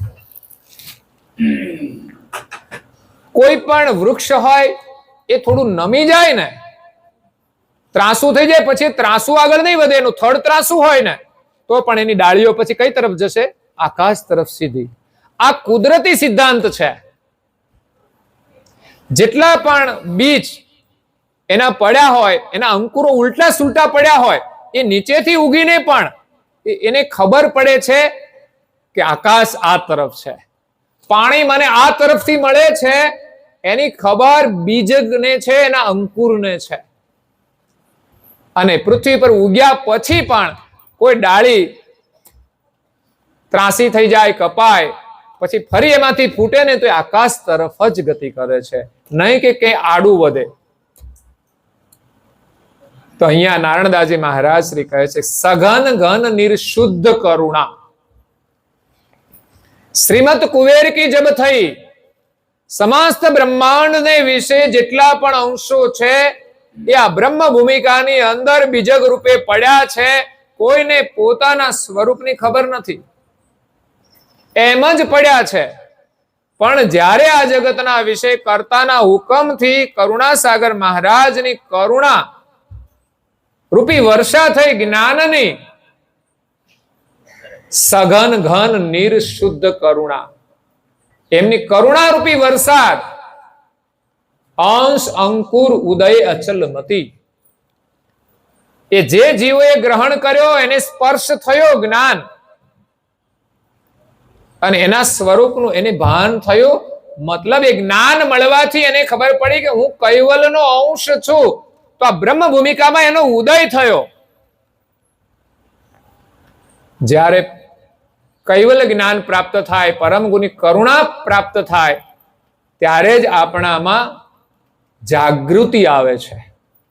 મતલબ આપણી અંદરથી એક અંકુર ઉદય થાય. સત્સંગ સાંભળવાથી આપણામાં સંસ્કારના વિચારો આવે છે, એક અંકુરો છે. એમાં અંશની અંદર પોતાના ચૈતન્ય સ્વરૂપનું જ્ઞાન મળે છે, ત્યારે એનો ઉદય થાય છે. અંશ અંકુર ઉદયે અચલમતી, એનામાં અચલમતી પ્રાપ્ત થાય છે. આપણી પાસે હાલમાં જે મતિ છે ને એ શરીરની બુદ્ધિ છે, સંસારની બુદ્ધિ છે. પણ જ્યારે સદગુરુની કૃપા થાય ને જે જ્ઞાનમાંથી જે બુદ્ધિનો ઉદય થાય એ અચલમતી છે. આપણું સ્વરૂપ જે છે એ અચલ છે. એનું જ્ઞાન, એનો અનુભવ, એની સમજણ એ આપણી વૃત્તિને અચલ કરી દે છે. પછી આ દુનિયામાં ભટકતી નથી. જ્ઞાન માર્ગની અંદર, ભક્તિ માર્ગની અંદર આપણી અચલમતી થઈ જાય છે. આપણું એક જ લક્ષ્ય થઈ જાય. આપણું જે સત્ય સ્વરૂપ છે એને ઓળખવાનો એક જ અચલમત થઈ જાય છે. તો એ અચલમતીનો ઉદય થાય છે. નિજપતિ સન્મુખ દ્રષ્ટ ભઈ. પછી આપણી દ્રષ્ટિ કોના તરફ જાય છે? તો કે પરમ ગુરુ જેનો લક્ષ્ય લઈને આવ્યા છે, જે માલિક આપણે જીવન આપી રહ્યા છે, એમના તરફ આપણી દ્રષ્ટિ જાય છે. તો જેવી રીતે પાણીનો સ્પર્શ થતા બધા બીજ ઉદય થઈ અને આકાશ તરફ, વરસાદ તરફ ગતિ કરે છે, એમ પરમ ગુરુની કરુણાનો જ્યારે વરસાદ થાય ને અંશોને એનો સ્પર્શ થાય છે, ત્યારે એમાંથી પણ એક અચલમતીનો અંકુરનો ઉદય થાય અને માલિક તરફ એ ગતિ કરે છે. તો કરુણાસાગર મહારાજ આ લક્ષ્ય લઈને આવ્યા છે. આપણા સૌના સર્જનહાર એક છે, જીવનદાતા એક છે. આ જગતની અંદર નાના મોટા શરીરો હોય, દેવતાઓની અંદર સૂક્ષ્મ શરીર છે, કારણ છે, મહાકારણ, વિશેષ ગતિ છે, વિશેષ વિભૂતિ છે. એટલે એ વિશેષ કાર્ય તો ચોક્કસ કરે છે, એના જેવું કાર્ય આપણાથી થવાનું નથી. એ તો સારા બ્રહ્માંડનું કાર્ય કરે છે. એટલે આપણા માટે એ વિશેષ ગતિવાળા છે, આપણા વડીલ છે, વંદનીય છે. પરંતુ આપણા માલિક એક જ છે, જે દેવોનાય માલિક છે અને આપણાય માલિક છે. દેવોને પણ એ જ જીવન આપે છે અને આપણને પણ એ જ જીવન આપે છે. તો જીવનદાતા એક છે, એ જ સર્જનહાર છે અને એની ઓળખાણ કરાવે એ પરમ વિશેષ અંશ પરમ ગુરુ છે. આ વિશ્વમાં પરમ ગુરુ એક જ છે. ગુરુ અનેક હોઈ શકે, તાય ગુરુ પણ અનેક હોઈ શકે, સદગુરુ પણ અનેક હોઈ શકે, પણ પરમ ગુરુ આ વિશ્વમાં એક છે, જેનો અંશ ત્યાંથી મેળાપ કરાવે, અંશી પદમાં એકતા કરવાવે. અંશી પદ કૈવલ એક સમેવા, આયે તેનું લક્ષ્ય પરમ ગુરુદેવા. આ અંશનું અંશી સાથે મિલન કરાવી દે એ ગતિ માત્ર ને માત્ર એક પરમ વિશેષ અંશ પરમ ગુરુ પાસે છે. માલિક એને પરવાનો આપ્યો છે. એ પરવાનો એમણે પરમ વિશેષ અંશ નિરંજનને પણ નથી આપ્યો. એટલે આ જગતમાંથી મોક્ષની પ્રાપ્તિ કરવા માટે અને માલિકને મેળવવા માટે સમર્થ પરમ ગુરુના શરણમાં જઈશું ત્યારે જ આપણને માલિકની પ્રાપ્તિ થશે, આપણા સ્વરૂપની ઓળખાણ થશે. એટલે કરુણાસાગર મહારાજની કરુણા આ જગતની ઉપર અદ્ભુત છે. એના ઉપરથી જ એનું નામ કરુણાસાગર પડેલું છે. એ કોઈનું પાડેલું નથી, પણ એ એમનામાં જે ગતિ છે એનું નામ કરુણાસાગર છે. જેમની કરુણાથી આ અંશને પોતાના સ્વરૂપની અનુભૂતિ થાય અને માલિકની પ્રાપ્તિ થાય. સ્વરૂપની પ્રાપ્તિ તો કદાચ આપણને કોઈ સદગુરુ પણ કરાવી શકે કે આપણે ચૈતન્ય છીએ, આ શરીરથી આપણે અલગ છીએ, એ લક્ષ્ય સદગુરુનો છે. પરંતુ આપણા જે માલિક છે એની સાથે જે એકતા કરાવી આપે એ પરમ ગુરુ છે. તો કરુણાસાગરની ઓળખાણ આપણે એનું જ્ઞાન સાંભળીએ તો થાય છે, છતાં એનો પાર પામવો તો બહુ જ મુશ્કેલ છે. થોડો મહિમા સાંભળીએ ને તો એમના પ્રત્યે આપણને સદભાવ થાય, એની આપણે ભક્તિ કરીએ અને આ સંસારના બંધનોમાંથી આપણને છુટકારો મળે. બાકી તો એમની ગતિ તો સાગર જેવી છે, એનો પાર ન પામી શકાય. આપણે એમના આગળ કેવા છીએ તો કે ચકલી જેવા છીએ. પરમ ગુરુ કે શરણ કી મહિમા અપરંપાર, શારદ શેષ ન કહી શકે કેસો રહે ઇતબાર. વાર પાર જાકો નહીં, ગુણ ગતિ દધે સમતોલ, ચિડિયા ચંચ ભરી રહી સાગર સમ તુમ છો. બ્રહ્માંડના દેવતાઓ પણ એની ગતિનો પાર ન પામી શકતા હોય તો આપણા જેવા મૃત્યુ લોકના સામાન્ય મનુષ્ય એની ગતિનો કેવી રીતે પાર પામી શકે? પરંતુ આ તો પરમ ગુરુની કરુણાથી પૂજ્યપાદ શ્રી નારણદાસજી મહારાજ શ્રી એના મહિમાનું વર્ણન કરી શકે. બાકી આપણે તો નારણદાસજી મહારાજ શ્રીએ જે વર્ણન કર્યું છે એનું થોડું વિવેચન કરીએ છીએ, બાકી વાસ્તવિક વર્ણન તો નારણદાસજી મહારાજ શ્રી કર્યું છે. કારણ કે આ બ્રહ્માંડની અંદર પરમ ગુરુ કરુણાસાગર મહારાજ શ્રીએ વિશેષમાં વિશેષ જો કોઈ કરુણા આપી હોય તો એ નારણદાસજી મહારાજ શ્રીને આપી છે. એટલે આ વર્ણન એ કરી શકે છે. આપણે તો એમણે જે વર્ણન કર્યું છે ને બસ એનું અધ્યયન કરી અને આપણે પરમ ગુરુના ગુણગાન ગાવાના છે.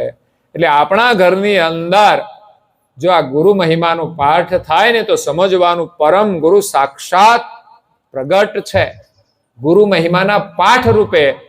અને એ પાઠ કરતા કરતા આપણા હૃદયની અંદર એનો પ્રાદુર્ભાવ થશે. નારણદાસજી મહારાજ શ્રીએ જે પરમ ગુરુનો અનુભવ કર્યો છે એ અનુભવ દ્વારા એમણે આ ગુરુ મહિમાનું વર્ણન કર્યું છે. અને ગુરુ મહિમાનો પાઠ આપણે કરી, ગુરુ દીક્ષા જો આપણે લીધી હોય તો અવશ્ય ગુરુ મહિમાનો પાઠ આપણે કરવો જોઈએ. હું કહું આખો બધું જ કરવાનો સમય ન રહેતો હોય તો ગુરુ મહિમા સાખીની જે 10 ચોપાઈ છે ને એ પણ એનો સાર છે. એટલે પ્રારંભમાં આપણે ગુરુ મહિમા સાખીનો પાઠ કરીએ અને એક મંગલા શણગાર આરતી કરીએ તો પણ આપણું કલ્યાણ થશે. પણ સમય જતા આપણી ઉંમર થાય પછી એમ લાગે કે હવે આપણે નિવૃત્ત થવાનું છે અને થઈ જ જવાનું. આ સંસારને બહુ પકડી નહીં રાખવાનો. 25-30 વર્ષ ઉપાધિ કરી હોય કઈ ઓછી છે? શરીર ન ચાલે, ટેકા લેવા પડે, અને પછી પણ ઉપાધિ કરવાની, પછી જેની જવાબદારી હોય એને સોંપી દેવાનું. અને આપણે ભક્તિના માર્ગે આગળ વધવાનું છે.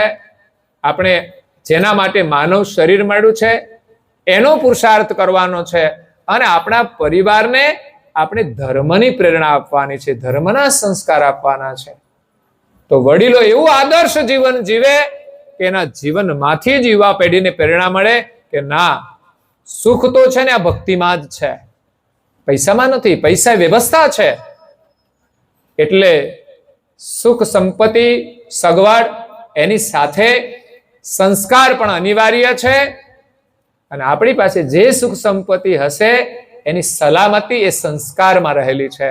નહીં તો કેટલાય લોકો સંપત્તિ વાળા તો થઈ ગયા છે પણ સલામત રહ્યા નથી. હા, એટલે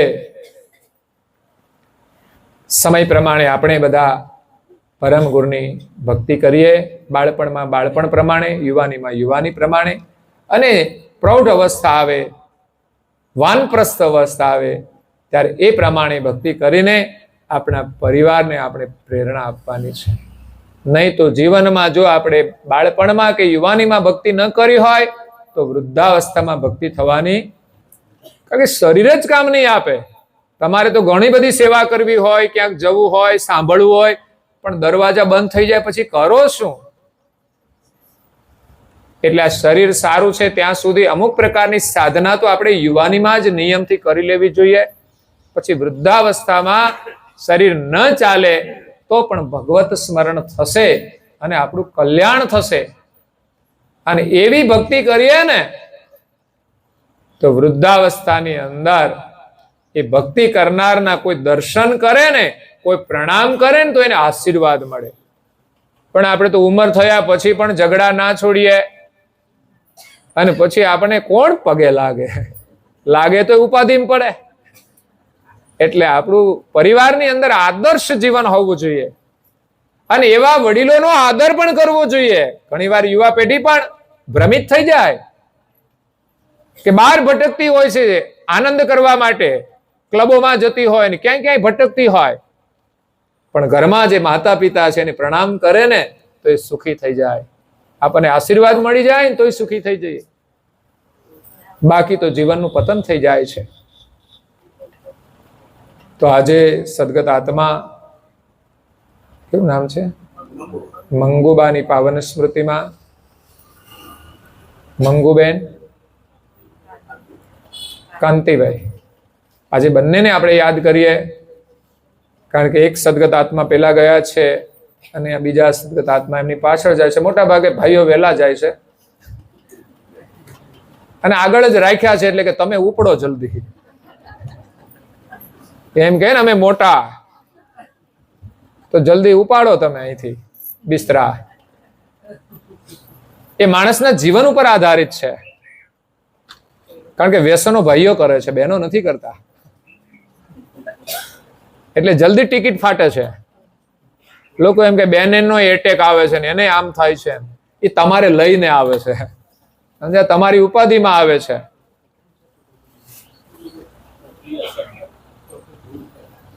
અને અસર તો થાય ને બધાને.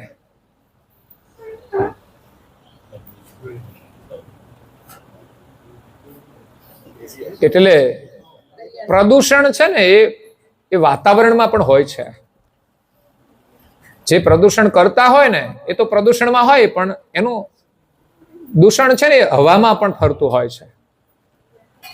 એટલે આ તકલીફો થતી હોય છે. બીડી પીનારને જેટલી તકલીફ ના થાય ને એટલી એને ધુમાડો બીજાને આવે ને એટલે તકલીફ થાય ને. એક માણસ બસમાં બેઠો હોય ને એને તો મજા જ આવતી હોય, પણ આખી બસ હેરાન થતી હોય.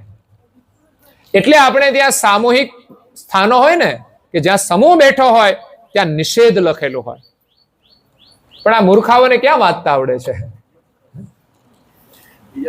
કે ક્યાં કોઈ નિયમોનું પાલન કરે છે. પોતાની જાતને તો નિયમમાં નથી રાખતા, પણ સમાજના નિયમો પણ એ પાળતા નથી. એ કેટલા પાપમાં પડતા હશે વિચાર કરો. સ્વયં પાપ તો કરે છે, પણ બીજાને દુખી કરવાનું પણ એ પાપ છે. એટલે હંમેશા યાદ રાખો, આવી જે કંઈ પણ ખોટી પ્રવૃત્તિ હોય એમાંથી આપણે છૂટીએ એક બાજુ સુખી થવા માટે બંગલા બનાવીએ, ગાડીઓ લાવીએ, અને એ જ ગાડી લઈને પાછા એ દુકાને જઈને બિસ્ટોલ ખરીદે. આ ખાક સુખી થવાનો? એને ખબર તો પડતી નહીં કે આપણે બંગલામાં રહીને સુખી થવાનું છે, અને ત્યાં જઈને આપણે ધુમાડો કાઢીએ, કાં તો ગાડીમાં બેઠા બેઠા ધુમાડા કાઢતા હોય, પછી ઘરવાળી હેરાન થતી હોય. એ ના પાડી શકે. હા, એટલો બધો મોટો થઈ ગયો હોય ને અને બહુ પૈસા કમાતો હોય ને, એને ના પાડી શકે કે તમે અહીં ના પીતા, ઘરમાં તમે ઠૂઠા ના નાખતા. એ બધું ઘર આખું બગાડતા હોય છે, ગમે ત્યાં થૂકતા હોય છે. આપણા દેશમાં તો એવી ગંદકી બહુ જોવા મળે. વિદેશમાં આ ચાલે નહીં. ત્યાં તો કાગળિયો નાખ્યો હોય ને તો લેવો પડે, નહીં તો કેમેરામાં આવી જાય ને તો સજા થઈ જાય. ગાડી આવડી ગયા પછી પણ બહુ સાવધાનીથી ચલાવવી પડે. એટલો બધો સ્ટ્રિક્ટ નિયમ છે ને કે તમને લાયસન્સ માંડ મળે. યોગ્ય રીતે ચલાવો તો જ.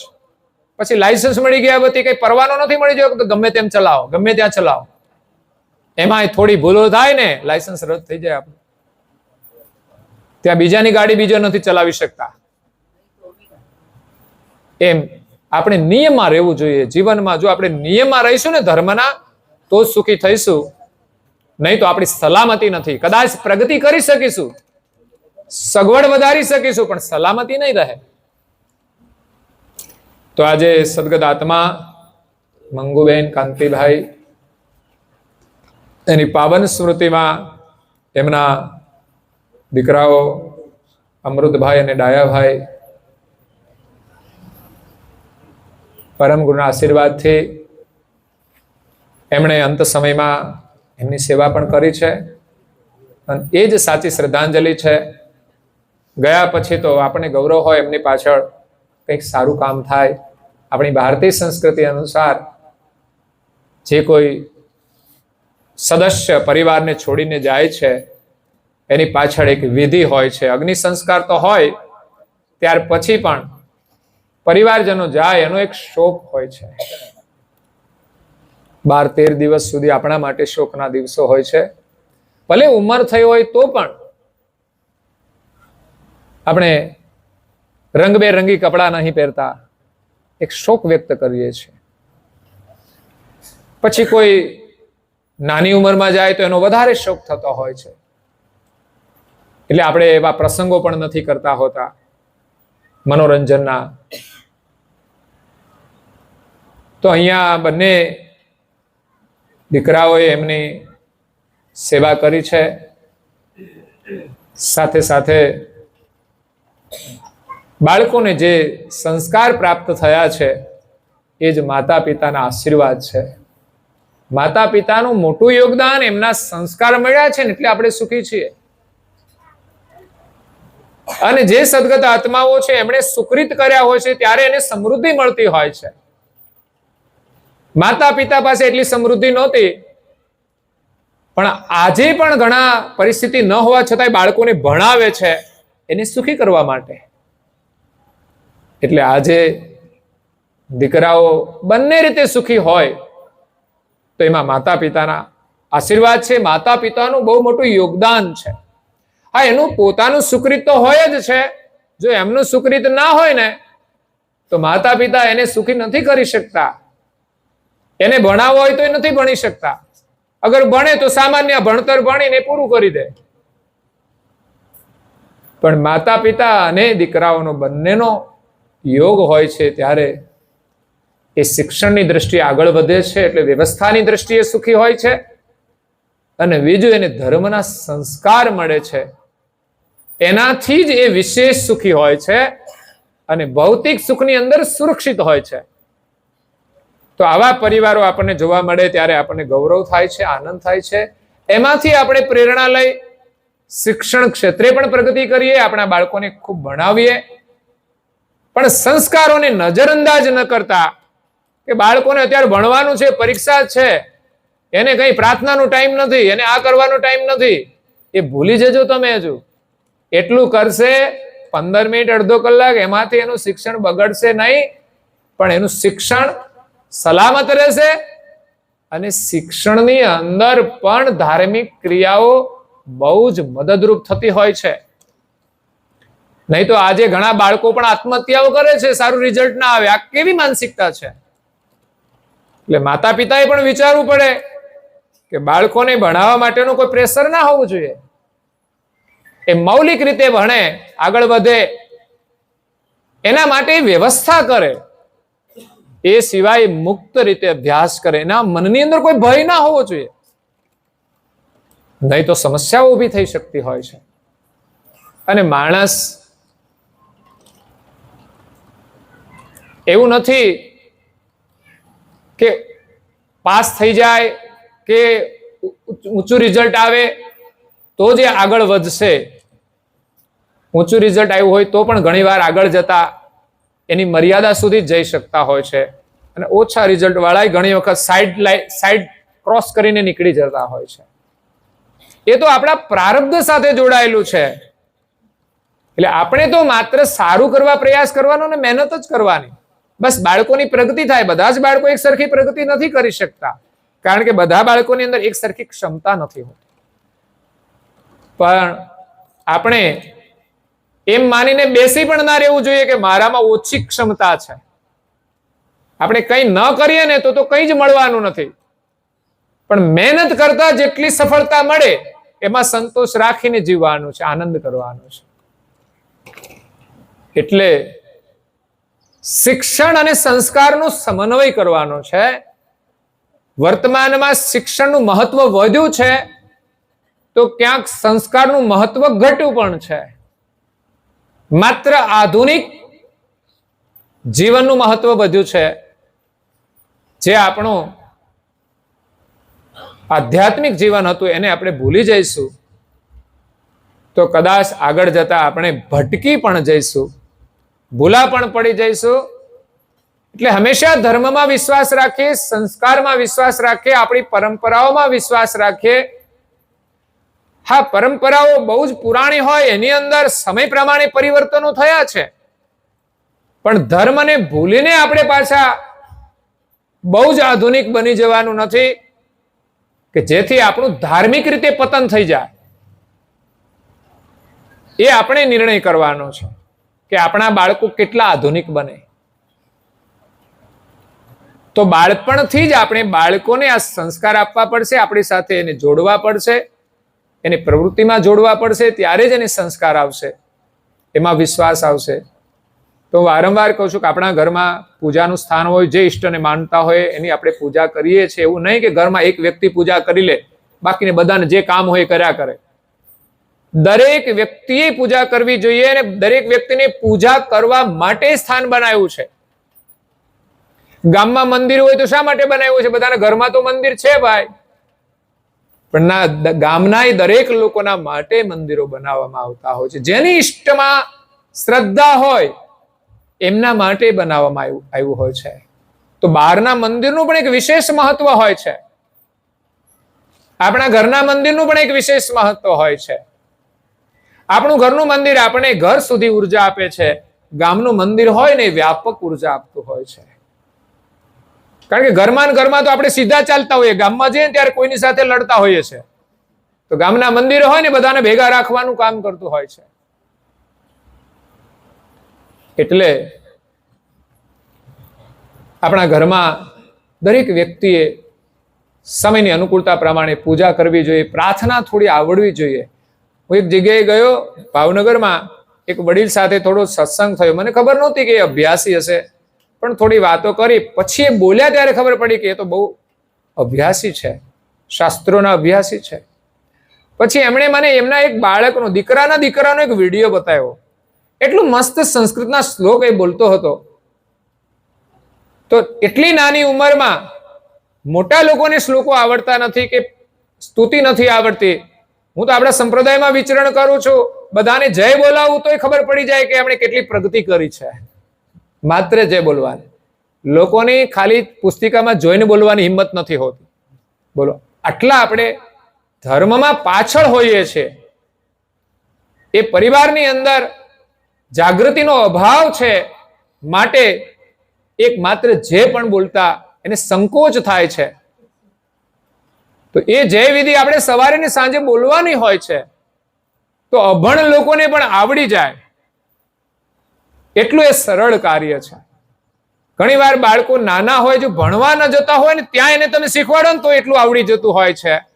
અને ઘણા બાળકો બોલતા પણ હોય છે, તો બાળકોને જોઈને આપણે વિચારવું જોઈએ કે આ બાળકને આવડી ગયો, હું તો આવડો મોટો થઈ ગયો, તો હજુ મને આવડતો, તો પ્રયાસ કરવો જોઈએ, શરમાવું ના જોઈએ.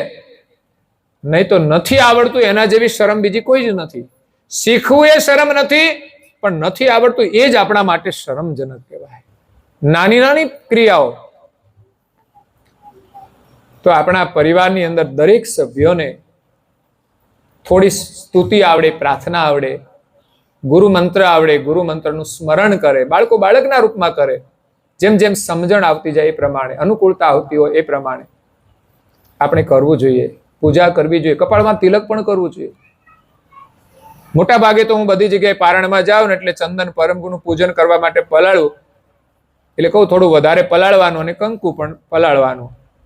કમસે કમ એક દિવસ પારાયણના દિવસે તો એમના સભ્યો તિલક કરે. અહીંયા તો બધાએ તિલક કર્યું હતું એટલે મને થોડી પ્રસન્નતા થાય. એ ખરેખર સમય પ્રસંગ પ્રમાણે આપણે તો કરવું જોઈએ. અને આ તો કાયમ કરવા માટેનું છે, જીવન પ્રમાણે કરવું જોઈએ. મનુષ્ય છીએ, પ્રાણીને કરવાની જરૂર નહીં, અને પ્રાણીમાં જવું હોય તો કરવાની જરૂર નહીં. આ સંસ્કાર હશે તો માનવ જીવન મળશે. એટલે સંસ્કારનું મહત્વ છે. જેમ આપણે કોઈ પ્રસંગોમાં જાય કેવા તૈયાર થઈને જઈએ છે, લગ્ન હોય તો એ પ્રમાણે તૈયાર થઈને જઈએ. તો આજે પારાયણ હોય તો બધા, મને લાગ્યું કે આજે પ્રમાણે તૈયાર થઈને બધા આવ્યા છે, તિલક કરીને આવ્યા બધા સભ્યો. તો એમ થયું કે ના ના, પ્રસંગ પ્રમાણે તૈયાર તો થયા છે, પણ આમાંથી પ્રેરણા લઈને આપણે કાયમને માટે આ વસ્તુ કરવાની છે. પછી લગ્ન પ્રસંગ હોય ને તો આ સંસ્કાર તો આપણા હોવા જ જોઈએ. તો એનું આપણને ગૌરવ હોવું જોઈએ. તિલક કરવું એ ગૌરવનું પ્રતીક છે. લોકો દેશ માટે એટલું ગૌરવ રાખતા હતા કે એમને જીવન બલિદાન કરી દીધા અને આપણને આઝાદી આપી છે. એમાં સંસારની ગુલામીમાંથી જો છૂટવું હશે ને તો આપણામાં આ ધર્મનું ગૌરવ હોવું જોઈએ. જે બહેનોના લગ્ન થઈ ગયા છે, એ બહેનો માથે સિંદૂર ભરવા માટે સંકોચ થશે ખરો? એ દરેક બહેનોને ગૌરવ હોય છે. બહાર જવાનું હોય તો અચૂક એ માથા ઉપર સિંદૂર પૂરીને જ જાય. તો એ છે દાંપત્ય જીવનનું ગૌરવ.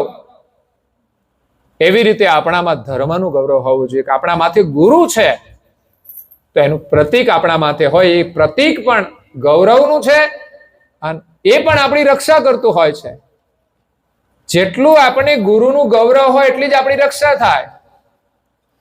એમ ઘરવાળાનું ગૌરવ તો હોવું જોઈએ ને.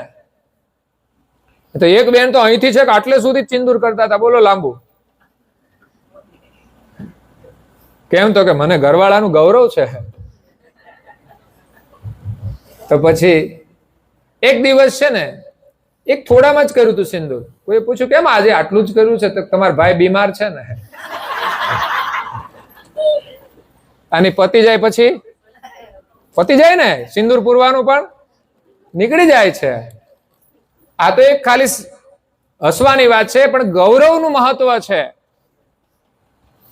તો જે બહેનો સિંદૂર કરે છે ગૌરવ વગર કરે છે. જે દિવસે ગડબડ થઈ જાય ને તે દિવસે સંકોચ થશે કે આનું કરવું કે ના કરવું. હકીકત છે, ઝઘડો થઈ જાય ને પછી એમ થાય કરવું કે ના કરવું. પણ સમાજને દેખાડવા પૂરતું કરવું પડે ઘણી વાર. એટલે સિંદૂર એ કોઈ સામાન્ય નથી. આપણા દેશના પ્રધાનમંત્રીએ જે પાકિસ્તાન સામે ઓપરેશન કર્યું ને એનું નામ સિંદૂર રાખ્યું છે. બહુ સમજીને રાખ્યું છે. ઘણા લોકો પ્રશ્ન કરતા હોય છે, પણ એક સ્મૃતિ છે કે આટલા સિંદૂરને ઉજાડવાનું પરિણામ કેવું આવ્યું આ સિંદૂર ઓપરેશને બતાવ્યું છે. સિંદૂર ઓપરેશન યાદ રાખે કે આ સિંદૂર ઉજાડવાનું પરિણામ કેવું છે. એનું ઓપરેશન જે ચલાવ્યું, એનો બદલો જે લીધો, એ સિંદૂર ઓપરેશન છે. લોકો તો એમ કે એના તો સિંદૂર ઉજાડી નાખ્યા ને એનું નામ સિંદૂર રાખવાનું. જેને વિરોધ જ કરવો એના માટે તો કોઈ પ્રશ્ન જવાબ નથી હોતો. પણ અહીંયા ધર્મના ગૌરવની વાત છે. જીવનમાં જે કોઈ ધર્મ પાડીએ, આપણે હિન્દુ ધર્મ છે, અન્ય ધર્મવાળામાંય પણ એનું ગૌરવ હોય છે. તો આપણામાં પણ આપણી જે સનાતન સંસ્કૃતિ છે, હિન્દુ સંસ્કૃતિ છે, આજે સારા સમાજમાં અનેક વિકૃતિઓ આવી રહી છે. જો આપણામાં ગૌરવ નહીં હોય તો આપણે પણ એના શિકાર બની જઈશું. આપણી પેઢી એનો શિકાર બની જશે. જો સંસ્કૃતિનું ગૌરવ નહીં હોય તો ધર્મ પરિવર્તનો થઈ રહ્યા છે, એના ઉપર મોટા ઝઘડાઓ થઈ રહ્યા છે. તો આપણે બધાએ જાગવાની જરૂર છે. આજે તો મીડિયાના માધ્યમથી આપણે બધું જાણીએ છીએ. તો પરિવારની અંદર આપણે જાગરણ કરીએ. પરિવારનું આપણે ગૌરવ હોવું જોઈએ કે મારો પરિવાર સુરક્ષિત રહે ને સુખી રહે. તો ગુરુ દીક્ષા લેજો, એનો મંત્ર મળે એનો જપ કરજો, એમાં શ્રદ્ધા રાખીને ઈષ્ટદેવની પૂજા કરજો, એમની પ્રાર્થના કરજો. અને અઠવાડિયામાં એકવાર તમે સમૂહમાં પ્રાર્થના કરો, પરિવાર મળીને. જ્યારે બધા જ સાથે હોય એવો સમય અનુકૂળ હોય, અઠવાડિયામાં એકવાર રવિવાર હોય, તમને જે અનુકૂળ દિવસ લાગે એમાં આપણે પરિવાર સાથે પ્રાર્થના કરવી જોઈએ. અઠવાડિયામાં એકવાર કે 15 દિવસે એકવાર આપણા પરિવારની અંદર ધર્મ ગ્રંથનું અધ્યયન આપણે પરિવાર સાથે કરીએ. પરિવારના બધા જ સભ્યો એક ધર્મ ગ્રંથનું અધ્યયન કરશે ને બધાના વિચારો સામ્ય બનશે. પરિવારની અંદર જે મતભેદ હશે ને ટળી જશે, એક ધર્મના મતવાળા થઈ જશે. પછી સંસારમાં તો જે મતભેદો હોય છે ને એ તો પોતાની મહત્વાકાંક્ષાઓના હોય છે. પછી તો એકબીજા માટે જીવવાની ભાવના બની જશે. ત્યાં મતભેદ નહીં હોય. કોઈ એમ કે આ કરવું છે, હા એમ કરો. પોતાનો મત નહીં રાખે, પોતાની ઈચ્છા નહીં હોય તો પણ કઈ વાંધો નહીં, એ કહે છે તો એમ કરી નાખીએ. બાકી સમસ્યા બીજી કઈ નથી હોતી. હું કહું એમ થાય, પોતાનું ધાર્યું કરવું, આ બધી સમસ્યાઓ છે. પતિ અને પત્ની હોય એમાં એકબીજાનું ધાર્યું કરવા જાય ને તો બેમાંથી કોઈનું ધાર્યું ના થાય, બે જુદા થઈ જાય. એને ધાર્યું ના હોય ને એવું થાય પાછું, એને ધાર્યું ના હોય. એટલે સંસારમાં બધું પકડીને રાખવાનું ના હોય, સમજીને આપણે જીવવાનું છે. અને ધર્મ જ આપણને શીખવશે. અને કરુણાસાગર મહારાજનો જે ધર્મ છે ને એ તો હંમેશના માટે આ સંસાર ચક્રમાંથી બહાર કાઢીને ભગવાનના સાનિધ્યની અંદર જે પરમ આનંદની ભૂમિકા છે. અને આ જગતની જે રચના છે ને અલૌકિક રૂપે દેખાશે. અત્યારે તો આપણને આપણી દ્રષ્ટિ પ્રમાણે દેખાય છે, આ સારું ના નથી સારું. પણ જ્યારે આપણી દ્રષ્ટિ બદલાઈ જાય, દિવ્ય દ્રષ્ટિ પ્રાપ્ત થાય, ત્યારે બધા જ ઘાટની અંદર રહેલા જે અંશો છે ને ચૈતન્ય સ્વરૂપે દેખાશે. એનામાં કોઈ ભૂલ હશે તો એક અલગ કાઢી દેશે, પણ બાકી એની અંદર જે સારા ગુણો હશે એનું આપણને દર્શન થશે. અને એને આપણે સારા બનાવી શકીશું. એ આપણો આત્મવિશ્વાસ છે. તો આપણા પરિવાર પ્રત્યે પણ એવી ભાવના રાખીએ કે બધા સાથે પ્રેમથી રહીએ અને ભગવાનનું ભજન કરીએ. માત્ર વ્યવસ્થાથી જો સુખી રહીશું ને તો સુખી નહીં રહીએ. સમય જતા કેટલી બધી ચિંતાઓ અને ઉપાધિઓ તો આવવાની જ છે. સુખી ઘરમાં સમસ્યાઓ આવે છે, નથી આવતી એવું નહીં. રતન ટાટા હતા ને એનો કઈ મેરેજ નો મેળ નતો પડે. બોલો, આટલી બધી મિલકત હતી તોય પણ સેટિંગ નહોતું થયું. હા, એને કરવાના હતા પણ યોગ્ય પાત્ર ના મળ્યું, યોગ્ય સમય ના થયું તો એને ચિંતા ના કરી. એની પાસે ઘણી બધી મિલકત હતી, ઘણી બધી એને સેવામાં વાપરી, તો એને જીવન તો સફળ કર્યું છે. પણ એવી રીતે જીવવાની આપણી તૈયારી હોવી જોઈએ. નહીં તો મેરેજ ના થાય ને તો ઉપાધિ છે લોકોને, ઠેકાણું ના પડ્યું કે છે, પછી બીજા કઈ નાટકો પાછા કરે. એટલે જ્યારે ધર્મનું જ્ઞાન હોય છે અને સમજણ હોય છે તો આપણે હંમેશા સુખી રહીએ છીએ. તો આજે સદગત આત્માઓની પાછળ દીકરાઓએ ખૂબ સુંદર પારાયણ કર્યું છે. બધાને એવા આશીર્વાદ આપ્યા છે, બધાનું કલ્યાણ થાય, સગા સંબંધીઓ બધા જ સુખી થાય, બધાનું કલ્યાણ થાય. આમ તો પાછો વ્યવહાર હોય છે ને બધાને કંઈક આપવાનો, પણ આ વ્યવહાર છે ને બધાના માટે. પછી કોઈ લઈ ના જાય તો વાત અલગ છે. બાકી તો સામાજિક વ્યવહારમાં તો કોઈ મૂકીને જતા, અને જેનો જેવો સંબંધ હોય એ પ્રમાણે બધો વ્યવહાર થતો હોય છે. એમાં ભગવાનનો વ્યવહાર આપણને છે ને જે પ્રકારની આપણી મનોસ્થિતિ હોય, શ્રદ્ધા હોય એ પ્રમાણે આપણને લાભ મળતો હોય છે. તો આજે સૌને બધાને આશીર્વાદ પ્રાપ્ત થયા છે. સદગત આત્માની પરમ શાંતિ મળે, પુનઃ પુનઃ માનવનું જીવન મળે, અને એમના જે પરિવારજનો છે એમના ઉપર પણ પરમ ગુરુની કૃપા વરસતી રહે. એની ભાવિ અનેક પેઢીઓ પરમ ગુરુના આશીર્વાદથી સુખી રહે. આજે એવું શુભ કાર્ય કર્યું છે કે સદગત આત્મા આ શુભ કાર્યથી એ હંમેશા પ્રસન્ન રહેશે.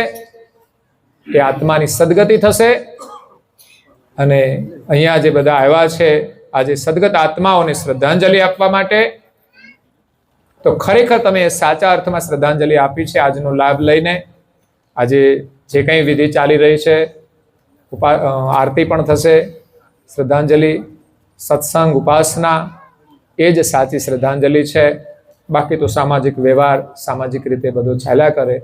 અને આવા પ્રસંગે સેવાનું જે કાર્ય થાય, પુણ્યદાન દીકરીઓને આપવામાં આવતું હોય, સમાજ સેવાના કાર્યોમાં આપણી પરિસ્થિતિઓ પ્રમાણે સેવા આપતા હોઈએ છીએ. તો પરિવારને બધાને ખૂબ પરમ ગુરુના આશીર્વાદ, આવેલા બધાને પણ ખૂબ પરમ ગુરુના આશીર્વાદ છે. અંતમાં आज स्वराज कैवल करता की જય कृष्ण स्वामी महाराज की જય. परम गुरु श्री હાથ જોડજો બધા. महाराज की જય पूज्य श्री नारायण दास महाराज की જય श्री सब कुबेराचार्य महाराज की જય श्री सब संतन की જય श्री सब देवन की જય श्री ज्ञान संप्रदाय की જય श्री गुरु गादी शास्त्रापुरी की જય. श्री कैवल धाम की कथा सत्संग पूर्णावती का साथ केवल साहेब